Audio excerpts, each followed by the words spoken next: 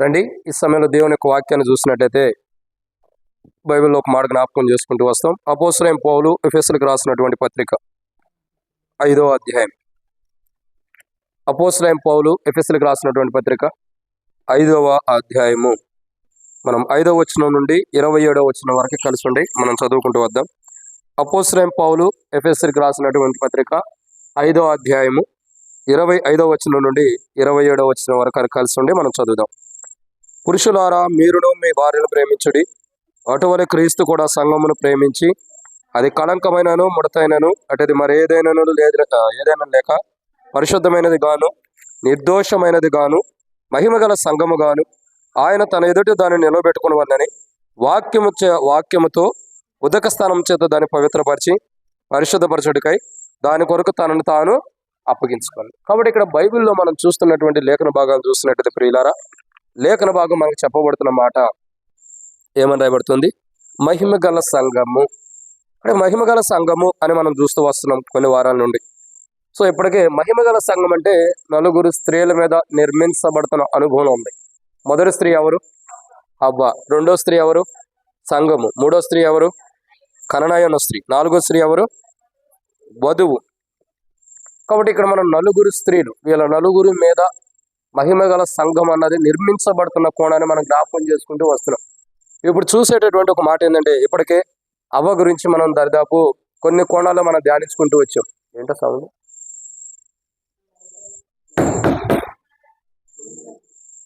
కాబట్టి దేవుని యొక్క వాక్యాన్ని చూసినట్టే అవ్వ యొక్క జీవిత చరిత్ర ఇప్పటికే మనం 7 కోణాల్లో చూస్తూ వచ్చాం.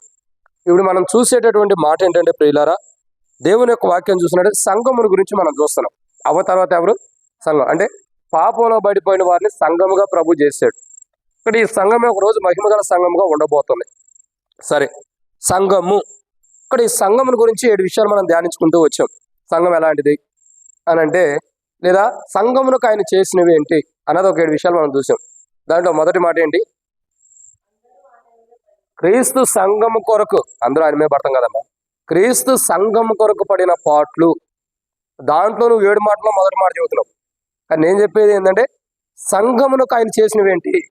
మొదటిగా క్రీస్తు సంఘం కొరకు ఎన్నో పాటలు పడ్డాడు. 2, సంఘమునకు ఏం చేశాడు? బంధించబడ్డా. అక్క, పోయిన వారం చూసినా కాదు మీరు చెప్పాల్సింది. మొదట సంఘమునకు ఆయన ఏం చేశాడు? మొట్టమొదటిగా ఆ సంఘమును కొరకు ఎన్నో పాటలు పడ్డాడు ఆయన. 2, ఆయన ఏం చేశాడు? సంఘమునకు నిజమైన దేవుని ప్రేమ ఏంటో తెలియపరిచాడు. 3, సంఘమునకు ఏం చేశాడు? గుర్తుందా? ఇది మన స్టోరీ ఎట్లా ఉంది ఏందనా? చెప్పాలి మరి ఏదో ఒకటి. సంఘమునకు ఏం చేశాడు? మొదటగా సంఘమును ప్రేమించాడు. ఒకటి, క్షమించండి, సంఘమునకు ఆయన చేసినవి ఏంటి? 1, ఏం చేశాడు? సంఘం కొరకు ఎన్నో పాటలు పడ్డాడు. 2, నిజమైన దేవుని ప్రేమను కనపరిచాడు. 3, తన సంఘం కొరకు తను తానే అప్పగించుకున్నాడు. 4, ఏంటి? తన సంఘమును కొరకు ఏం చేస్తున్నాడు? చెప్పాలి. 4వ మాట, తన స్వరక్తం ఇచ్చి సంపాదించుకున్నాడు. 5 ఏంటి? వాక్యముతో ఉదక స్నానం చేస్తున్నాడు. 6, తన ద్వారా కట్టబడుతున్న సంఘానికి ఏం చేస్తున్నాడు? తానే కడుతున్నాడు. 7, ఆ రోజు లేరా? నేను పోయిన వారం వచ్చారా? చెప్పాగా మరి పోయిన వారం కూడా. అంటే వాక్యం ఎంత గుర్తుంటుంది అన్నది ఇప్పుడు నాకు అర్థమైంది. వాక్యము ఎంత గుర్తుంటుంది. ఈ వారం భలే చెప్పాడు, ఈ రోజు మటుకు వాక్యం ఆ భలే చెప్పేడులోనే మొత్తం మర్చిపోతున్నారు. ఏమంటున్నా మరి వాక్యం చెప్పి ప్రయోజనం ఏంటి? ఈ వారం కాకుండా అంత ముందు వారం చెప్పిందే గుర్తుపెట్టుకున్నప్పుడు ఇంకా వాక్యం చెప్పి ప్రయోజనం ఏముంది? సిద్ధపాటులో లేకపోతే ఎట్లా? చివరిది ఏంటంటే, ఆయన సంపూర్ణత అయి ఉన్నాడు. అంటే ఆ సంపూర్ణతలోకి మనం తీసుకెళ్తున్నాడు. సంఘమును ఆయన యొక్క సంపూర్ణతలోకి తీసుకెళ్తున్నాడు. అంటే సంఘం ఇంకా కొరతలు లేకుండా, లోపాలు లేకుండా, బలహీనతలు లేకుండా సంపూర్ణం చేయబడుతుంది సంఘం. ఆ సంపూర్ణతలోనికి తీసుకెళ్తున్నాడు. నువ్వు చూసినా కానీ దొరకదులే జ్యోతక్క, వారం నువ్వు రాలా. కాబట్టి వచ్చావులే, కానీ రాలేదనుకుంటావు కానీ వచ్చావు. కాబట్టి దేవుని యొక్క వాక్యాన్ని చూసినట్టే సరే, దేవుని యొక్క వాక్యంలో ఒక మాట చూస్తా. పోయిన వారం కదా, అంత ముందు వారం కూడా నేను చెప్పినప్పుడు నువ్వు వచ్చావు, నాకు గుర్తుంది, మైండ్లో ఉంది ఎప్పుడు ఎవరు వచ్చారు, ఎవరు రాలేదని. సరే, దేవుని యొక్క వాక్యం చూసినట్టు ఇప్పుడు ఒక మాట చూద్దాం. పోయిన వారం సంగతి దేనికి ఇప్పుడు చెప్పేదాన్ని గుర్తుండేదో లేదో అది చూద్దాం. కాబట్టి మొట్టమొదటిగా చూసినట్లయితే సంఘమునకు ఆయన చేసినవి ఏంటి? మొదటిగా సంఘం కొరకు ఎన్నో పాటలు పడ్డాడు. 2 సంఘమునకు ఏం చేశాడు? నిజమైన తండ్రి ప్రేమ, దేవుని ప్రేమ కనపరిచాడు. 3 సంఘమునకు తాను చేసింది అంటే తనను తానే అప్పగించుకున్నాడు. 4 సంఘమునకు ఏం చేశాడు? తన స్వరక్తం ఇచ్చాడు. 5 సంఘమునకు ఏం చేశాడు? వాక్యం చేత ఉదకస్నానం చేశాడు. 6 సంఘమునకు ఏం చేశాడు? తాను సంఘమును ఏం చేసి తానే సంఘాన్ని కట్టుకుంటున్నాడు, చక్కగా కడుతున్నాడు ఒక అందమైన రూపంలో. 7 సంఘమునకు సంపూర్ణతలోకి తీసుకొస్తున్నాడు. మరి రాలేదన్నా ఒక్క దొరికిందండి. ఆండిల్స్ దొరికింది, కూరగాయల మార్కెట్లో దొరికిందా? నాకు తెలిసి ఎవరు వచ్చారు ఎవరు రాలేదన్నది వారం కుడికిల్లో. కాబట్టి దేవుని యొక్క వాక్యాన్ని చూసినట్టే ఇప్పుడు చూసేటటువంటి మాట ఏంటో తెలుసా? అసలు స్టార్టింగ్ పాయింట్ 7 విషయాలు చెప్పారు. పోయిన వారం చెప్పిన చెప్పగలుగుతారా? పోయిన వారం ఏం చెప్పారు? మొదటి కోణాన్ని చూసాం. ఇప్పుడు చెప్పబడిన 7 మాటల్లో మొదటి కోణం ఏంటి? క్రీస్తు సంఘమున కొరకు పడిన పాటలు. ఆ ఫోన్లో ఆపమ్మ, ఫోటో తీసుకున్నావా? క్రీస్తు సంఘమునకు పడిన పాటలు, సంఘము కొరకు. దాంట్లో మొదటిది ఏంటి?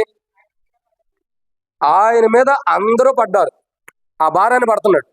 2 ఆయన మీద అందరూ పడతాం కదమ్మా, అందరూ పడినటువంటి భారాన్ని పడ్డాడు, ఆయన భరించాడు. 2 ఆయన్ని బంధించారు, ఆ పాటలు కూడా పడ్డాడు. 3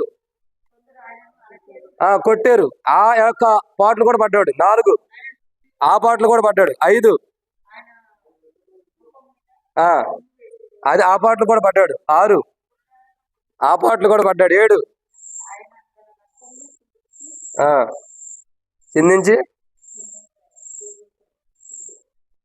చిందించెను, చిందించబడింది అని మనం చూస్తూ వచ్చాం. అవునా? ఇది సరే. దీంట్లోనే అసలు పాటలు అంటే అర్థం ఏంటి? ఆయన పాటలు పడెను అంటే అర్థం ఏంటి?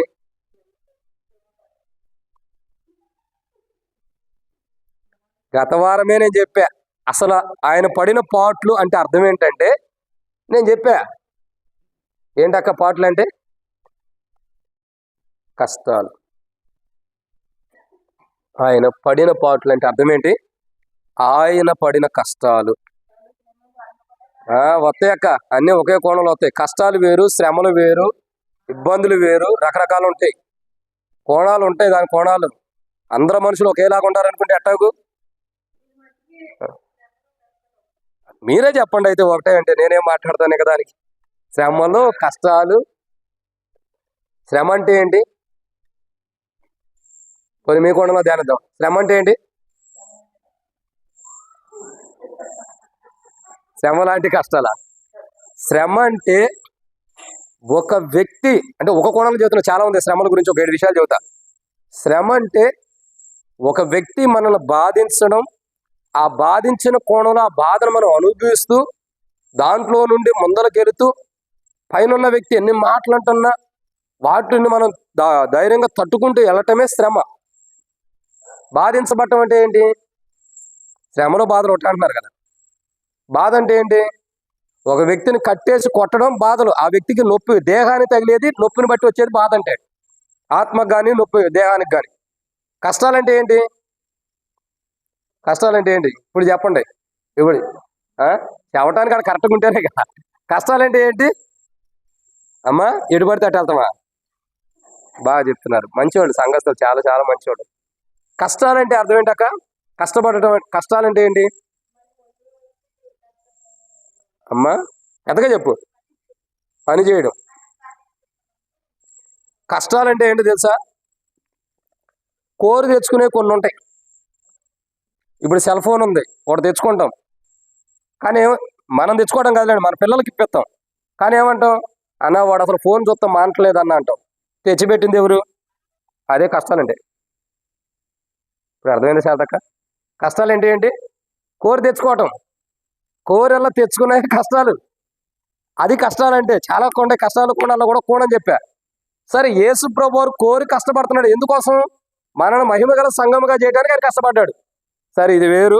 మనం కోరి తెచ్చుకునే వేరు, ఆయన కోరి తెచ్చుకున్నది వేరు. ఆయనేమో మనల్ని మహిమగల సంఘముగా చేయడానికి కోరి తెచ్చుకున్నాడు. మనం గోరు తెచ్చుకునేవేమో మన నష్టానికి తెచ్చుకుంటున్నాం, అంతే కదా. మంచిదైతే మనం గోరు తెచ్చుకునేది ఏంటి? మనం గోరు తెచ్చుకునేది ఏంటి తెలుసండి? చూడండి, మనకిష్టం లేకపోయినా, చూడండి ఇక అవన్నీ వద్దు, మనకిష్టం లేకపోయినా ఏం తెచ్చుకుంటాం? స్వీట్ తెచ్చుకుంటాం, షుగర్ ఉండిద్ది. కోరి తెచ్చుకునేది అదే కష్టం అంటే. తినరాంది తింటాం, దాని మీద మనసు ఉండితే తినకుండా ఉండలేము. తిన్న తర్వాతే షుగర్ ఎక్కువైంది. బీపీ, గ్యాస్ ట్రబుల్ ఎందుకు? కారపూసలు ఇవన్నీ తినకూడదు, కానీ అది తెచ్చుకుని పెట్టుకుంటాం ఇంట్లో, ఏదోటైనా అట్టేసుకుంటాం నోట్లో. దాన్ని బట్టి ఏమో ఏ గ్యాస్ ట్రబుల్ ఏదో ఒకటి కోరి తెచ్చుకునే ఇలాంటివి ఉంటాయి కష్టాలంటే. మనం కోరి తెచ్చుకునే ఇవి, కానీ ప్రభు కష్టపడింది ఏంటి? మన నిమిత్తమై మనల్ని మహిమ గల సంఘముగా చేయడం కొరకై ప్రభు ఏం చేస్తూ వచ్చాడు? ఆయన కోరి కష్టపడుతూ వచ్చాడు. ఆయన ప్రభు పడ్డ కష్టం వేరు, కష్టాలు ఆ పాటలు వేరు, మనం పడే పాటలు వేరు. సరే, ఇది మన కోణంలో మనం ధ్యానించాం. ఇప్పుడు చూసే మాట, సరే ఎంతసేపట్లో ముగించాలో మీరే చెప్పండి. ఓకే, అయితే నా టైం అయితే చాలా ఉంది. సరే, ఓకే అయితే సరే, అయితే ఓ చిన్న ప్రార్థన చేసుకుందాం. ప్రార్థన. మమ్మల్ని మిక్కిలికి ఎక్కువగా ప్రేమించిన ప్రియ పరలోకపు తండ్రి, పరిశుద్ధుడు అయిన దేవ, మీకు స్తోత్రమే. శ్రమలెత్తండి కూడిక ఆరంభించడానికి ఆరంభ ప్రార్థనలు కానీ పాఠంలో తోడుగుండారు వందనాలు. దేవ, వాక్యం ఇంట్రడక్షన్లో కూడా తోడుగుండారు వందనాలు. ఈ సమయంలో ప్రభావ మీ యొక్క నిజమైన ప్రేమ, దేవా, మీరు తండ్రి యొక్క ప్రేమ, నిజమైన దేవుని యొక్క ప్రేమ ఎలా ఉంటుందో మానవుడు కనపరచడానికి ఈ లోకానికి వచ్చారు. అలా ఆ ప్రేమను పొందుకున్న వారు మహిమగల సంఘముగా చేయబడుతున్నారు. మేము కూడా అటు మహిమగల సంఘంగా చేయబడాలని ఆ ప్రేమను మాకు కనపరిచారు. అది ఎలాంటి ప్రేమ?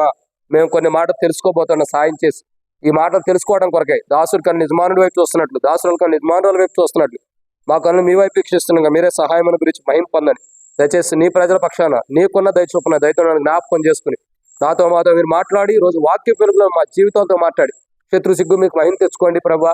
ఈ వాక్యం ద్వారా నాకును మాకును బయలుపరచాల్సింది ఏమైందో బయలుపరచండి. మేము బలహీనమే, దారి తప్పే వారమే, తొలిపోయిన వారమే, కానీ మమ్మల్ని ఎట్లా సరిచేయాలని మీరు ఉద్దేశం ఉందో బయలుపరిచి మాతో మాట్లాడి అక్కడ తీర్చమని, వాక్యానుసారంగా మమ్మల్ని బలపరచమని, కనబడి విభాగంలో దుష్టుని కార్యాలు లయపరిచి, శత్రు కార్యాలు లయపరిచి, దేవ ఈ రోజు నీ వాక్య బలంలో మాతో మాట్లాడి అక్కడ తీర్చమని తండ్రి, వచ్చిన మా జీవితాలకు ఏది అవసరమో అది బయలుపరచమని, ముందున్న సమయం అంతా మాకు దీవెనకరంగా చేయమని, వాక్యాన్ని దీవించమని తండ్రి. మరి మీ యొక్క ప్రేమలో మేము మునిగి తేలేవారుగా ఒకరోజు ఆ మహిమగల సంఘము నిజమైన తండ్రి ప్రేమను కలిగి వెళ్తుంటే దేవుని రాజ్యానికి ఎంత సంతోషమో ఆ యొక్క ప్రేమను మేము కలిగి ఉండాలి. మీరిచ్చే ప్రేమ పొందుకోవాలని యేసు ప్రభువు ఈ లోకానికి వచ్చి మాకు ఆ ప్రేమను కనపరిచాడు. ఆ తండ్రి ప్రేమ, ఆ పరలోక ప్రేమ ఏంటో మేము చూసుకోబోతున్న సాయం చేసి మాతో మాట్లాడి అక్కడ తీర్చమని, మాలో ఉన్న ప్రతి బలహీనత నుండి కూడా మీరు కాపాడమని దేవా. మరి సహోదరి అన్న జ్ఞాపకం చేసుకుంటే పొద్దున హాస్పిటల్కి వెళ్ళే ప్రోగ్రామ్ ఉంది. తన యొక్క జీవితంలో బలహీనతను తొలగించి తనకి జరిగే ట్రీట్మెంట్లో కూడా మీరు తోడుకునమని యేసు ప్రభు నామమున విశ్వాసంతో ప్రార్థిస్తున్నాను తండ్రి, ఆమేన్. కాబట్టి ఇక్కడ మనం చూసేటటువంటి ఒక మాట చూస్తున్నాం. ఏంటి మాట? ఇప్పుడు చూసే మాట తండ్రి ప్రేమ, లేదా పరలోకపు తండ్రి ప్రేమని మనకు తెలియపరచడానికి ఈ లోకానికి వచ్చాడు ఆయన. పరలోకపు తండ్రి ప్రేమ ఎవరికి తెలియపరుస్తున్నాడు అంటే సంఘమునకు. సంఘమునకు ఎందుకు తెలియపరుస్తున్నాడు అంటే ఆ పరలోకపు తండ్రి ప్రేమ సంఘము కలిగి ఉంటుంది ద్వారా మహిమగల సంఘముగా చేయబడుతుంది కాబట్టి. సరే, పరలోకపు తండ్రి ప్రేమ ఎలాంటిది అని అంటే మనం ఒక ఏడు విషయాలు చూడొచ్చు. మనం చూసేది 7 విషయాలు, ఇంకా అంత మించి నాకు కూడా ప్రభు సమయం ఇస్తే చూడొచ్చు, లేకపోతే లేదు. 7కే కష్టమైపోతుంది. ఒక 7. దాంట్లో మొదటి మాట రండి, సామెతల గ్రంథం 15వ అధ్యాయం 9వ వచనం. సామెతల గ్రంథము 15వ అధ్యాయం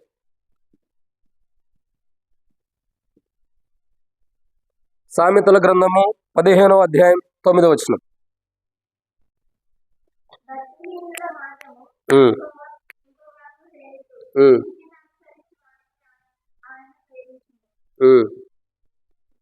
చదవండి.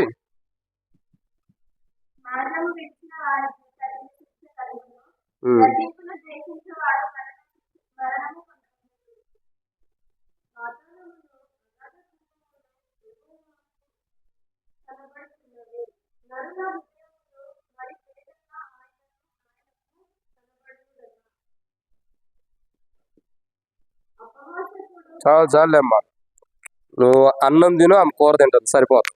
ఇద్దరు చెరసాగం చదువుతున్నారు.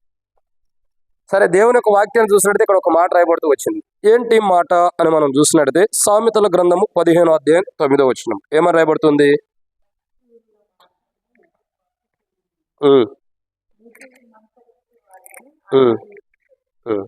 కాబట్టి ఇక్కడ మొదటి మాటను మనం చూస్తున్నాం. ఏంటి మొదటి మాట అనంటే, నీతిని అనుసరించు వారిని ఆయన ప్రేమించును. అంటే పరలోకపు తండ్రి ప్రేమ ఏంటన్నది ఇక్కడ చూపిస్తున్నారు. పరలోకపు తండ్రి ప్రేమ ఎలాంటిదంటే నీతి కలిగిన ప్రేమ. ఎలాంటి ప్రేమ అది? నీతి కలిగిన ప్రేమ.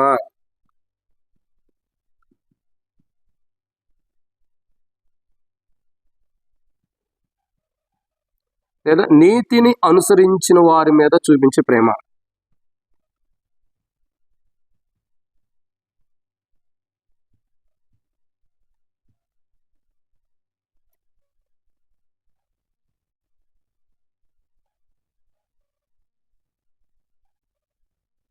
ఇక్కడ మనం దేవుని యొక్క వాక్యాన్ని చూసినట్లయితే బైబిల్లో ఒక మాట రాయబడుతుంది. ఏమని? సామెతల గ్రంథం 15వ అధ్యాయం 9వ వచనం చూసినట్లయితే, భక్తిహీనుల మార్గం యెహోవాకు హేయము, నీతిని అనుసరించు వారిని ఆయన ప్రేమించును. కానీ పరలోకపు తండ్రి ప్రేమ ఎలాంటిది అని అంటే, మొట్టమొదటి చూస్తున్నాము నీతి కలిగినటువంటి ప్రేమ. ఎలాంటి ప్రేమ అండి అది? ఆయన ప్రేమలో నీతి ఉంది. ఏముంది ఆయన ప్రేమలో? నీతి ఉంది. అంటే ఆయన ప్రేమించాడంటే ఆ ప్రేమలో ఒక నీతి ఉంది. ఆయన మనల్ని ప్రేమిస్తున్నాడంటే, ఆయన మన పైన తన ప్రేమను కనపరుస్తున్నాడంటే, ఆయన మన పైన తన సంపూర్ణమైన ప్రేమను కనపరుస్తున్నాడంటే, అసలు పరలోకపు తండ్రి ప్రేమ ఎలాంటిదంటే నీతి కలిగినటువంటి ప్రేమ. అందుకే ఇక్కడ ఏమంటాడు? నీతిని అనుసరించే వారిని ఆయన ప్రేమించును. ఎందుకు ప్రేమిస్తున్నాడు ఆయన? ఎందుకు ప్రేమిస్తున్నారంటే, ఆయన నీతి కలిగిన వాడు, ఆయన ప్రేమ నీతి కలిగినది కాబట్టి ఆయన నీతిని అనుసరించే వారిని ఆయన ప్రేమిస్తున్నాడు. ఇక్కడ గమనించాల్సిన మొదటి కోణం ఏంటి?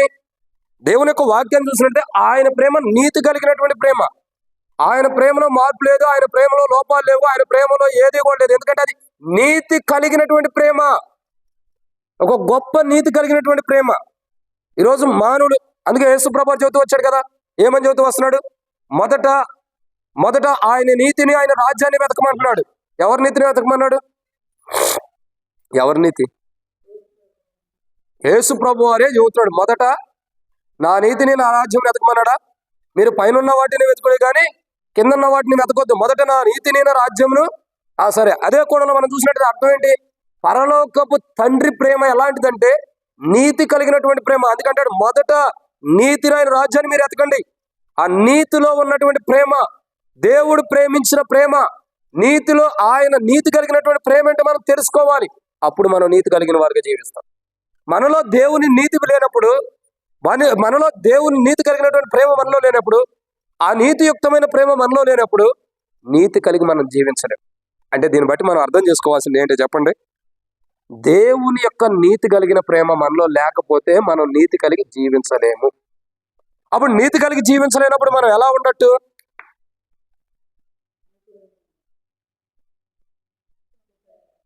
చెడిపోయినట్టు. చెడవారు కాదు, ఇంక చెడిపోయినట్టే. అంటే దేంట్లో లేనట్టే కా చెప్పండి. చర్చ్ అంటే అర్థం ఏంటి? చర్చ్ అంటే అర్థం ఏంటి? మందిరమా? ఏ ఊర్లో చదువుకున్నాక? చర్చ్ అంటే అర్థం ఏంటి తెలుసా? అది ఇంగ్లీష్ భాష. చర్చ్ అంటే తెలుగులో ఏంటి? సంఘము అని అర్థం. చర్చ్ అంటే అర్థం ఏంటి? సంఘం. Glorious church. సరే, సంఘం అంటే మందిరం. దేవుని యొక్క వాక్యాన్ని చూసినట్లయితే బైబిల్లో వద్దులే, అక్కడ నా టైం వేస్ట్ అవుతుంది, నేను త్వరగా ముగించేస్తా. కాబట్టి అడగటం నాది తప్పు. కాబట్టి దేవుని యొక్క వాక్యాన్ని చూసినట్లయితే సంఘము అంటే మనం ఎప్పుడైతే నీతి కలిగిన వారుగా, మనలో దేవుని యొక్క నీతి లేని వారుగా మనం ఉంటామో అప్పుడు మనం చెడిపోయిన కోణంలో ఉంటాం. కాబట్టి చర్చి అంటే సంఘములో నుంచి బయటకు వచ్చేసినట్టు. అంటే దేవుని యొక్క నీతి కలిగిన ప్రేమ మనలో లేనప్పుడు ఆ మహిమ గల సంఘంలో నుంచి మనం బయటకు వచ్చాం. కానీ ఒకప్పుడు ఇదే కోణంలో ఉన్నాం కదా, పడిపోయి ఉన్నాం కదా. ఆరాధన ఏమని చేస్తాం? ఏమని ఆరాధన చేస్తున్నాం? ఒకసారి పాట కూడా పడతాడు, కుక్క వలే పంది వలే బొర్లేనా నన్ను, ఇంకేదో పాట పడతారుగా, అప్పుడప్పుడు పాటలు పాడతారు కదా. పెంట కుప్ప మీద నుంచి లేవనెత్తవని, అవన్నీ చెడిపోయిన స్థితిగతులే కదా. మరి దాని నుండే కదా దేవుని యొక్క నిజమైన నీతిలోకి నీతిలోనికి తీసుకొచ్చింది. మరి ఆ నీతిలోనికి వచ్చిన తర్వాత మరలా చెడిపోయామంటే పరలోకపు తండ్రి యొక్క ఆ నీతి కలిగిన ప్రేమలో నుండి మనం తప్పిపోయామని అర్థం. ఆ నీతి కలిగిన ప్రేమలో నుంచి మనం తప్పిపోయినప్పుడు మహిమగల సంఘంగా మనం ఎలా ఉంటాం? ఓ రోజు ఎత్తబడిన తర్వాత మహిమగల సంఘం ఎలా లేపబడతాం మనం దేవుని రాజ్యానికి? అసలు నాకు ఇప్పుడు ఒక సంతోషకరమైన మాట అనిపించింది. పరలోకపు తండ్రి ప్రేమ అనుభవించిన మహిమగల సంఘము ఆ పరలోకానికి వెళ్తుంటే దేవదూతలు కూడా సంతోషిస్తారు. నాకు అనిపిస్తుంది, ఆనందిస్తారు వారు కూడా. పరలోకపు తండ్రి ప్రేమ కలిగిన వారులారా, మీరెంత సంతోషం, ఎంత సుందరమైన వారికి, ఎంత మహిమ కలిగిన వారికి, ఎంత తేజస్సు కలిగిన వారికి ఉంటారు. ఇది నిజమైన పరలోకపు తండ్రి ప్రేమ అని పరలోకపు దేవతలు కూడా మన వైపు ఆకర్షిత భరితులై చూసేటటువంటిదే తండ్రి ప్రేమ అంటే. మనం పరలోకానికి వెళ్తుంటే దేవతలు కూడా మనం ఆశ్చర్యపడి చూస్తారు. వీళ్ళు నిజంగా దేవుని ప్రేమ ఏంటో కలిగి జీవించిన వారు, ఆ నీతి కలిగిన ప్రేమ కలిగిన వారు. అంటే మనం పరలోకానికి వెళ్ళినప్పుడు కూడా దేవదూతలు అలా మనం చూసే విధానంలో మనం జీవించాలి. అది అంటే సంఘము ఖచ్చితంగా దేవుని యొక్క రాజ్యంలోకి వెళ్ళేటప్పుడు మహిమగల సంఘంకి వెళ్తుంది కాబట్టి, నీతి కలిగిన దేవుని ప్రేమతో పరలోకంలో ప్రవేశిస్తుంది కాబట్టి, ఆ నీతి కలిగిన దేవుని ప్రేమతో పరలోకంలో ప్రవేశించేటప్పుడు ఆ దేవదూతలు కూడా ఆశ్చర్యపోతాయి. ఎందుకు? నీతి కలిగిన పరలోకపు తండ్రి ప్రేమ భూమి మీద మనలో ఉంది.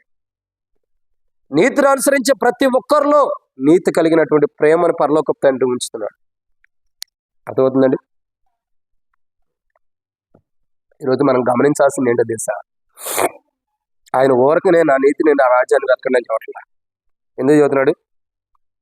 ఎందుకంటే పరలోకపు తండ్రి నీతి కలిగిన వాడు. ఏం కలిగిన వాడు? నీతి కలిగిన వాడు పరలోకపు తండ్రి. ఆయన నీతి కలిగిన ప్రేమనే భూమి మీద మనకు కనపరిచాడు యేసుప్రభువు వారు. అదే యోహాను సువార్త 3:16 ఉంది, దేవుడు లోకాన్ని ఎంతో ప్రేమించాను.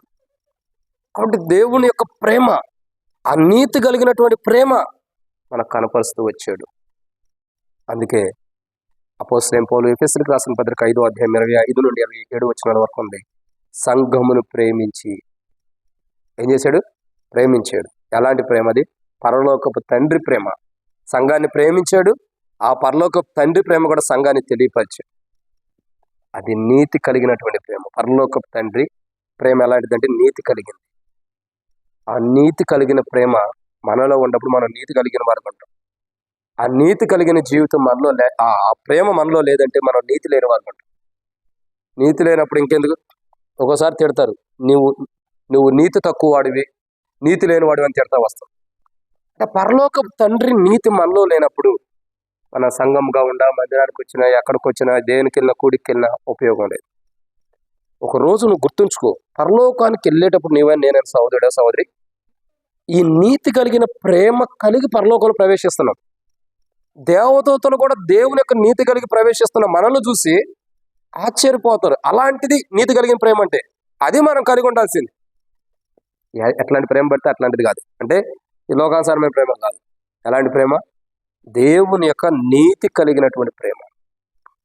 అంటే దేవుడు ఎంత నీతిమంతుడు, ఆయన పాపుల్లో చేరక ప్రత్యేకంగా ఉన్నటువంటి వాడు, పవిత్రుడు, నిష్కలంకుడు, నిర్దోషమైన వాడు. అంటే ఆయన నీతి అంత గొప్పగా కాపాడుకున్నాడు తన నీతిని.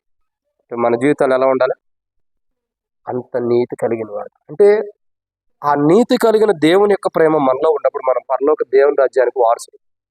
ఇదన్నమాట మొదటిది. అంటే తండ్రి యేసుప్రభు పరలోక ప్రేమ, పరలోక తండ్రి ప్రేమను మనకు కనపరుస్తున్నాడు. ప్రేమించాడు. ఆ పరలోక తండ్రి ప్రేమ మనకి ఇచ్చాడు. ఆ పరలోక తండ్రి ప్రేమ ఎలాంటిదంటే నీతి కలిగిన ప్రేమ. అంటే నీతిని అనుసరించే వారి మీద కూడా ఆ పరలోకపు తండ్రి తన ప్రేమను కనపరుస్తాడు. ఆ నీతి కలిగిన ప్రేమ. మనం నీతిని అనుసరిస్తే, ఏ నీతిని? పరలోకపు తండ్రి యొక్క నీతిని అనుసరిస్తే ఆ నీతి కలిగిన ప్రేమ మన మీద కనపరచబడింది. ఇది మొదటిది. ఈ రెండో విషయాన్ని చూద్దానండి.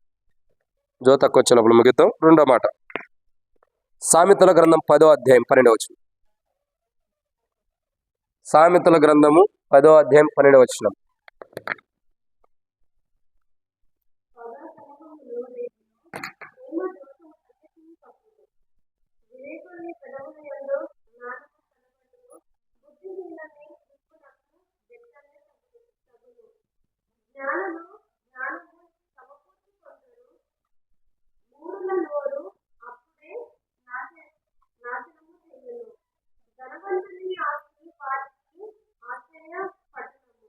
చాలేమ్మా, చాలు చాలు.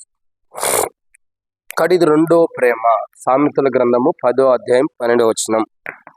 అంటే దేవుని యొక్క పరలోకపు ప్రేమలో రెండో కోణాన్ని చూస్తున్నాం. రెండో ప్రేమ అంటే రెండోది కదండి, రెండవ కోణాన్ని చూస్తున్నాం. ఏంటి రెండో కోణం ఏంటంటే, ఒకటి పరలోకపు తండ్రి ప్రేమ ఏంటి? నీతి కలిగిన ప్రేమ. అంటే నీతిని అనుసరించే వారిపైన ఆయన నీతి కలిగిన ప్రేమను కనపరుస్తున్నారు. రెండోదిగా పరలోకపు తండ్రి ప్రేమ ఏంటంటే దోషమును కప్పేటటువంటి ప్రేమ. ఎలాంటి ప్రేమ అండి ఇది? దోషమును కప్పేటటువంటి ప్రేమ. చూడండి, అక్కడ రాయబడుతున్న మాట సామెతల గ్రంథం 10వ అధ్యాయం చదవండి, అన్నమాట 12వ వచనం. పగ కలహమును రేపును, ప్రేమ దోషములన్నిటినీ. ఇప్పుడు ఆయన కలహం కావాలని కోరుకుంటున్నాడా, దోషాలు కప్పాలని కోరుకుంటున్నాడా? మరి అదే కదా. పరలోకపు తండ్రి ఏంటంటే కలహాలు పెట్టేవాడు కాదు.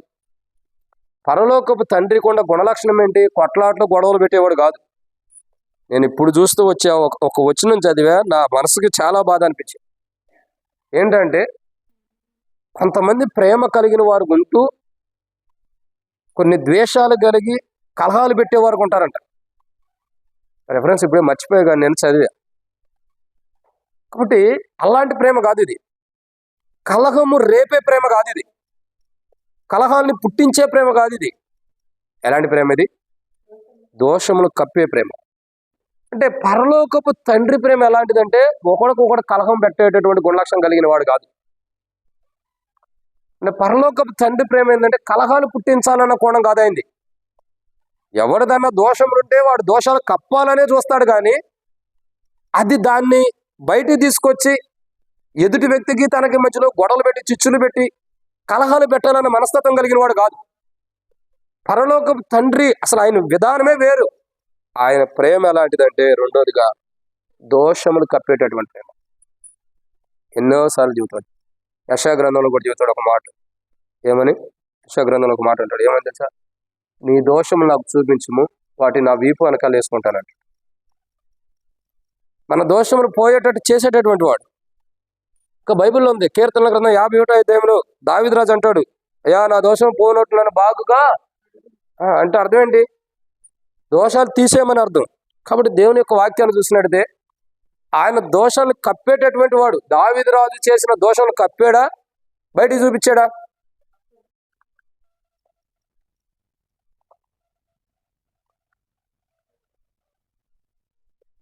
దావీదు రాజు యొక్క దోషములు దేవుడు క్షమించడానికి ఇష్టపడుతున్నాడు.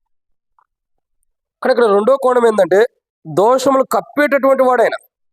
ఏవేవైతే దోషములు ఉన్నాయో, ఏ దోషములైతే మానవుడు చేస్తున్నాడో వాటిని కప్పటానికి ఇష్టపడుతున్నాడు పరలోకపు తండ్రి.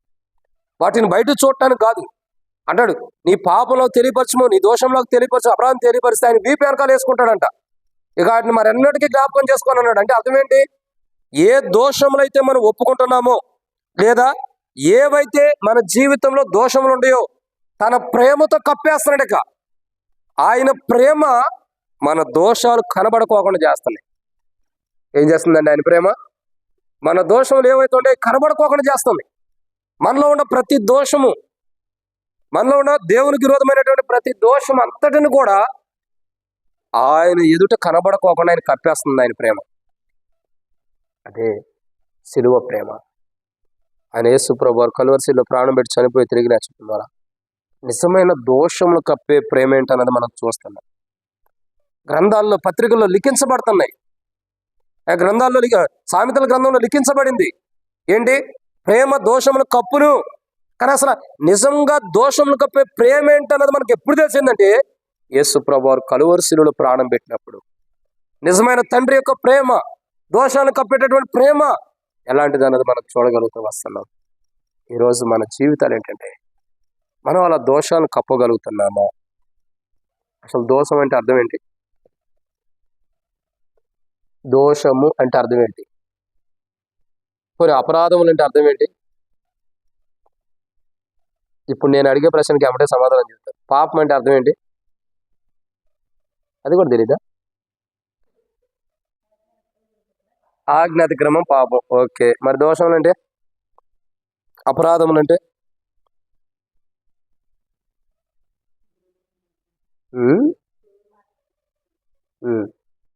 ఓకే, దేవుని మాట వినకపోవడం. ఇంకా చెయ్యవలసింది చేయకపోవడం కూడా. ఆయన చెప్పిన మాట వినకపోవడము అపరాధములు, దోషములు. చెయ్యవలసింది చేయకపోవడం కూడా దోషము. కానీ ఈయన ఎలాంటి వాడంటే దోషాల్ని కప్పేటటువంటి వాడు, బయటకు చూపించేవాడు కాదు, దోషాల్ని కప్పేటటువంటి వాడు.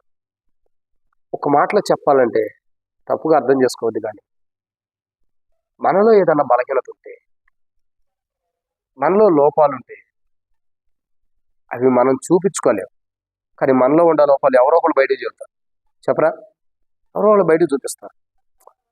పలానా కెట్లుండేది, పలానా కెట్లుండేది అంటే లోపాలు బయటకు చూపిస్తాం.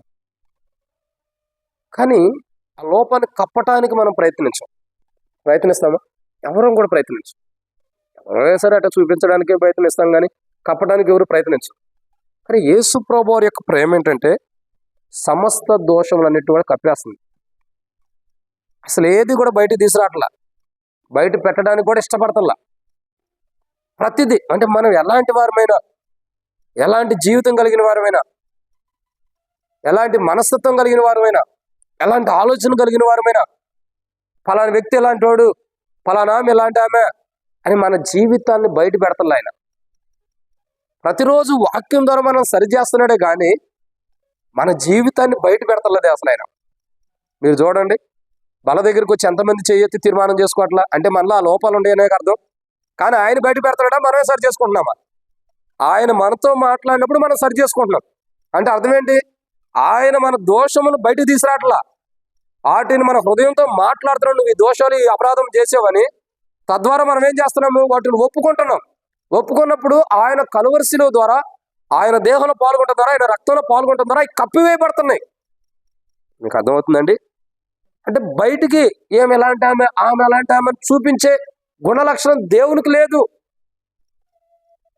అది కలహాన్ని రేపేది.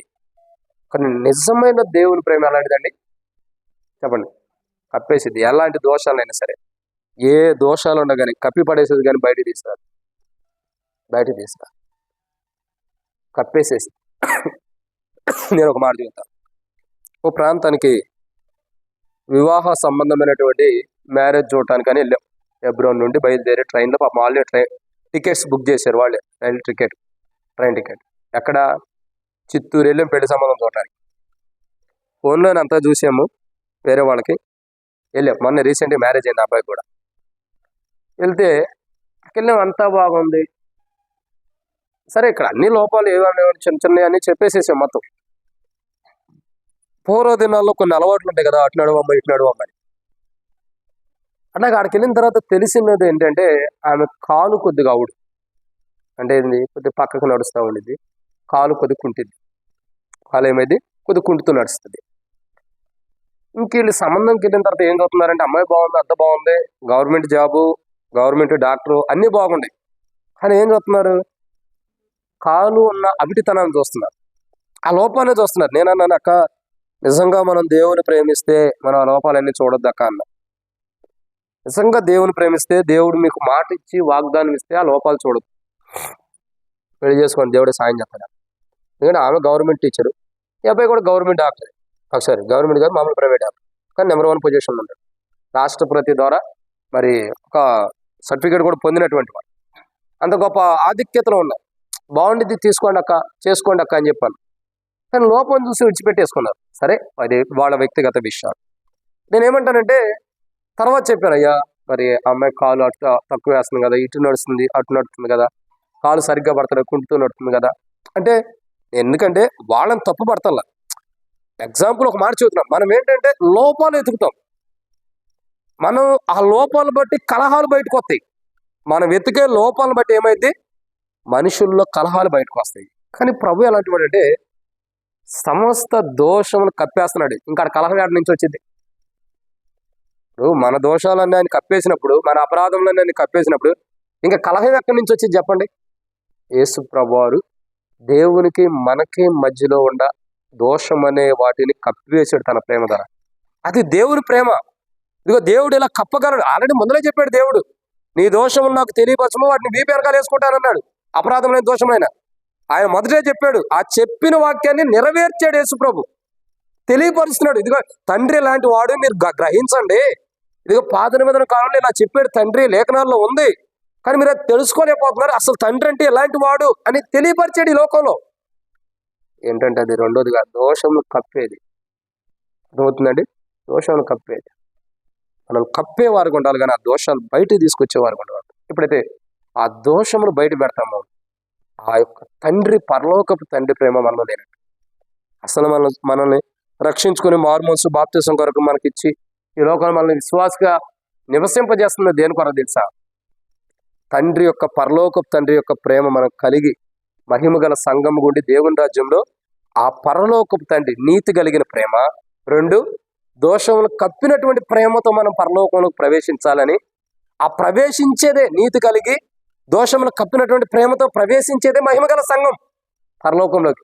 అలా మనం ప్రవేశించాలని యేసుప్రభు ఈ లోకానికి వచ్చి మన కొరకై ఆ కలువరిశిలో ప్రాణం పెట్టి చనిపోయి తిరిగి లేచాడు. అది మనం గ్రహించాలి. అంటే అర్థం ఏంటి? ప్రభువారు ఎలాగైతే దోషాలు కప్పేసాడో, తండ్రి ఎలాగైతే మన దోషాలు కప్పుతున్నాడో, మనం ఏం చేయాలి? అప్పుడు కాదు, మనం ఏం చేయాలి?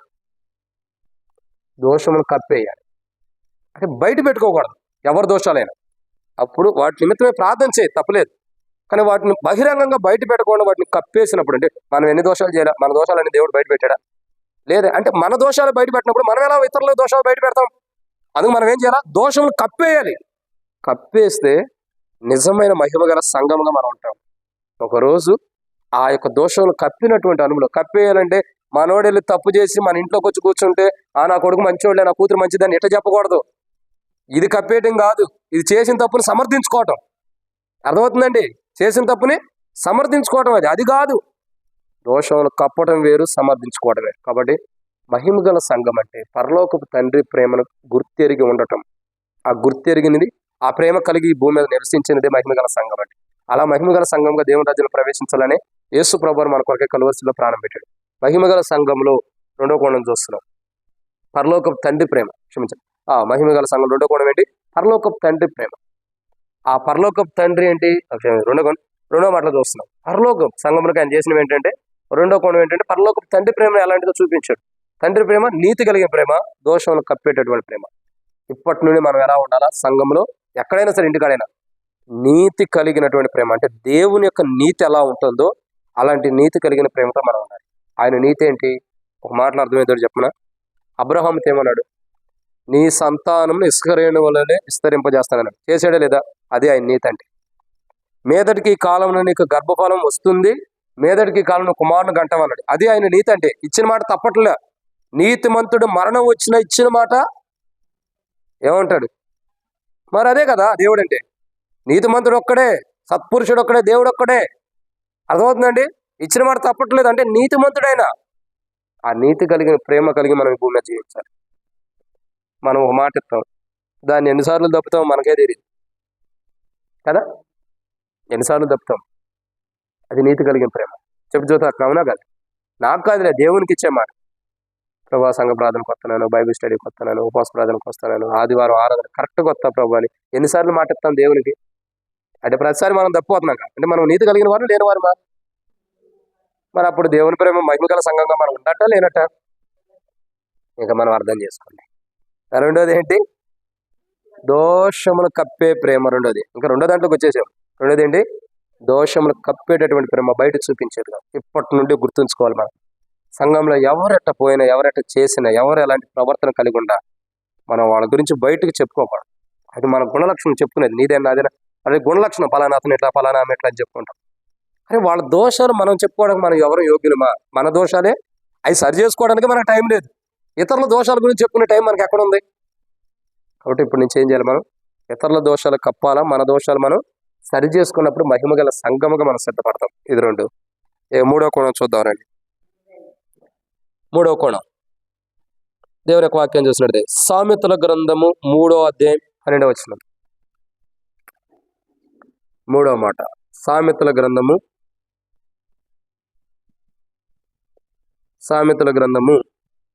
ఎన్నో అధ్యాయము? 3వ అధ్యాయం 8వ వచనం 12. చదవండి.